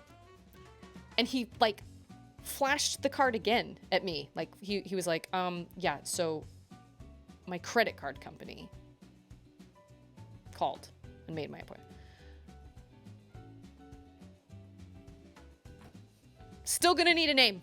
I was like, okay, sir, I took that phone call, but I've also talked to like hundreds of people today. I don't remember your name. Can I get a name for the reservation?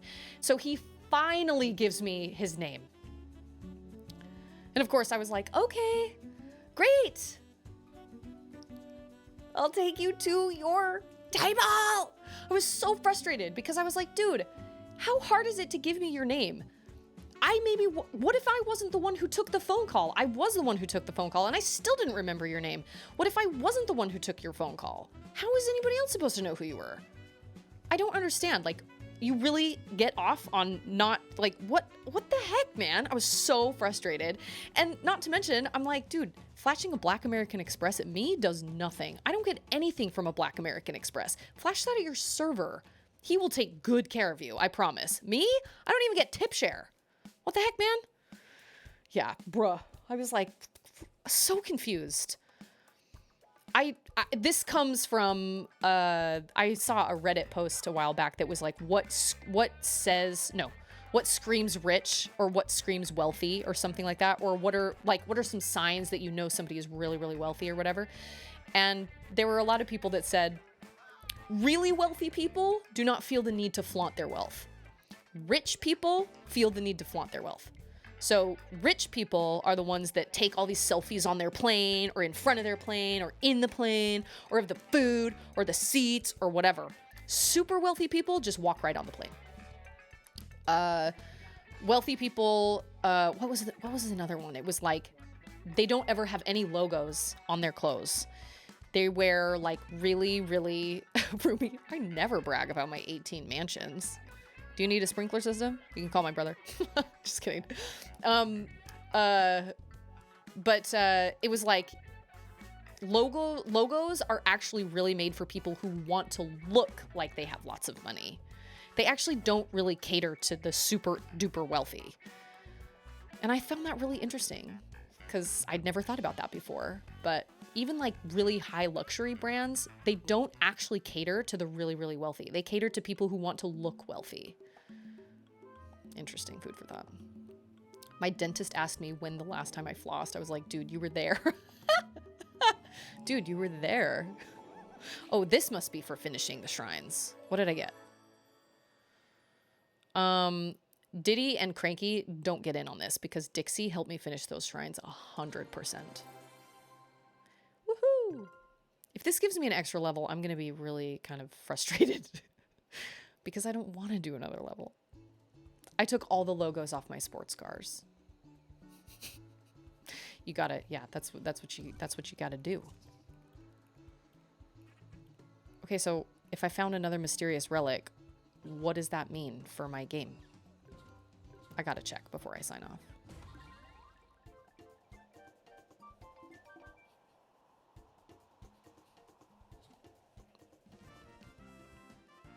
Woohoo! It's gonna give me something like another level or...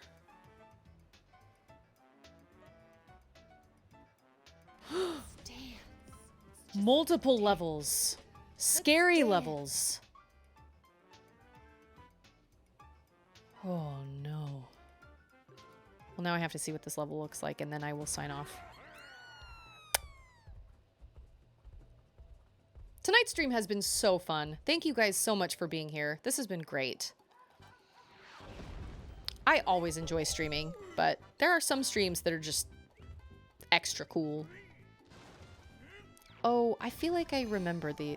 Whoa, whoa, whoa. Oh, what, the puzzle piece is here? Why? Whoa. Oh, moly. What is even happening? I am... Wow. Do these... Do they eventually stop? Or is it like a... Oh. Holy moly. Wow. Wow. Holy cow. How long are these levels? Wow. Wow. This is insanity. Oh, it's like a dragon. Dang it. Whoa. Susie. Susie. Okay, wait. Susie didn't read my joke. What? Oh. If you were to second guess your decision to book a trip to visit a Native American community, that would be a reservation. That is a great joke. Boro needs to hear that one. Oh, I can control. Wow. Oh, no. No. I was doing so well. Oh, I was doing so well. Beans. Can't believe I just pronounced my own name the way it's technically supposed to be pronounced. I am signing off. I have to go to bed. I have to come down. I have to like Simadana Susie. In one of my yearbooks, somebody signed my name S-U-S-S-I-E. Sussy. Have a good summer. Susie. I know it's Susie, but it's not. It's S-U-S because my real name is Susanna. So, but still, that doesn't mean anything. It's not Susanna with a Z. Why is it Susie? I don't know. Anyway, thank you guys. Seriously, thank you all. Thank you for the subscriptions and thank you for the tips and the tricks and everything for tuning in and yeah, Susanna. I actually remember. I think I had somebody. I remember somebody. I don't remember exactly who, but I remember somebody calling me that in school. Susanna. And then when I worked at my salon downtown Austin, on the books, only the first 3 letters of everybody's name was at the top of their column of like their schedule. And so mine was S-U-S. And so she always called me Seuss. Speaking of, there's a line in Gravity Falls where he does something, Seuss does something, and she goes, Seuss, Seuss. That is hilarious. I should make that a command. Anyway, and so it became Hey Seuss, because she'd always be like, oh, Hey Seuss. And then I just became Hey Seuss for like the whole time I was there. Yeah. You know what I like to do when people bring that up all the time? Oh, Susanna. I like to be like, what? You know, the song. There's a song with my name in it. Really throws people off. Because I get I have both. Because I get Susanna, but I also get Susie Q. I can't win. Anyway, less than Kong for all of you. Seriously, thank you so much for being here. Thank you for tuning in. Thank you for your support. Everything. You guys are awesome. You made my night. Streaming always makes my night. I'm not exactly sure what is going to happen on Thursday. I will not lie. I'm not sure if I'm going to get this overhead rig done in time. I don't know because I can't use the saw and Ander is not here tomorrow. And, but he'll be home tomorrow. Oh, no, wait. I don't know. Anyway, I'll come up with something, whether we start a new game or I have the overhead rig set up and we can do something different. I don't really know. I have to think about it. But everybody have a good rest of your night. Thank you for being here as always. If you enjoyed this and if you had a good time and if you would like to, please join our Discord. I say our because it really is our Discord, isn't it? We have a really good time there. It's a very positive place. I'm all about positivity. So you guys also take care. Thank you so much for being here, Crouching Monkey. I really appreciate it. You guys are great, and I love you all. Less than Kong, less than Elbow. See you later, Aardvarks. I'll see all of you guys next time. Bye!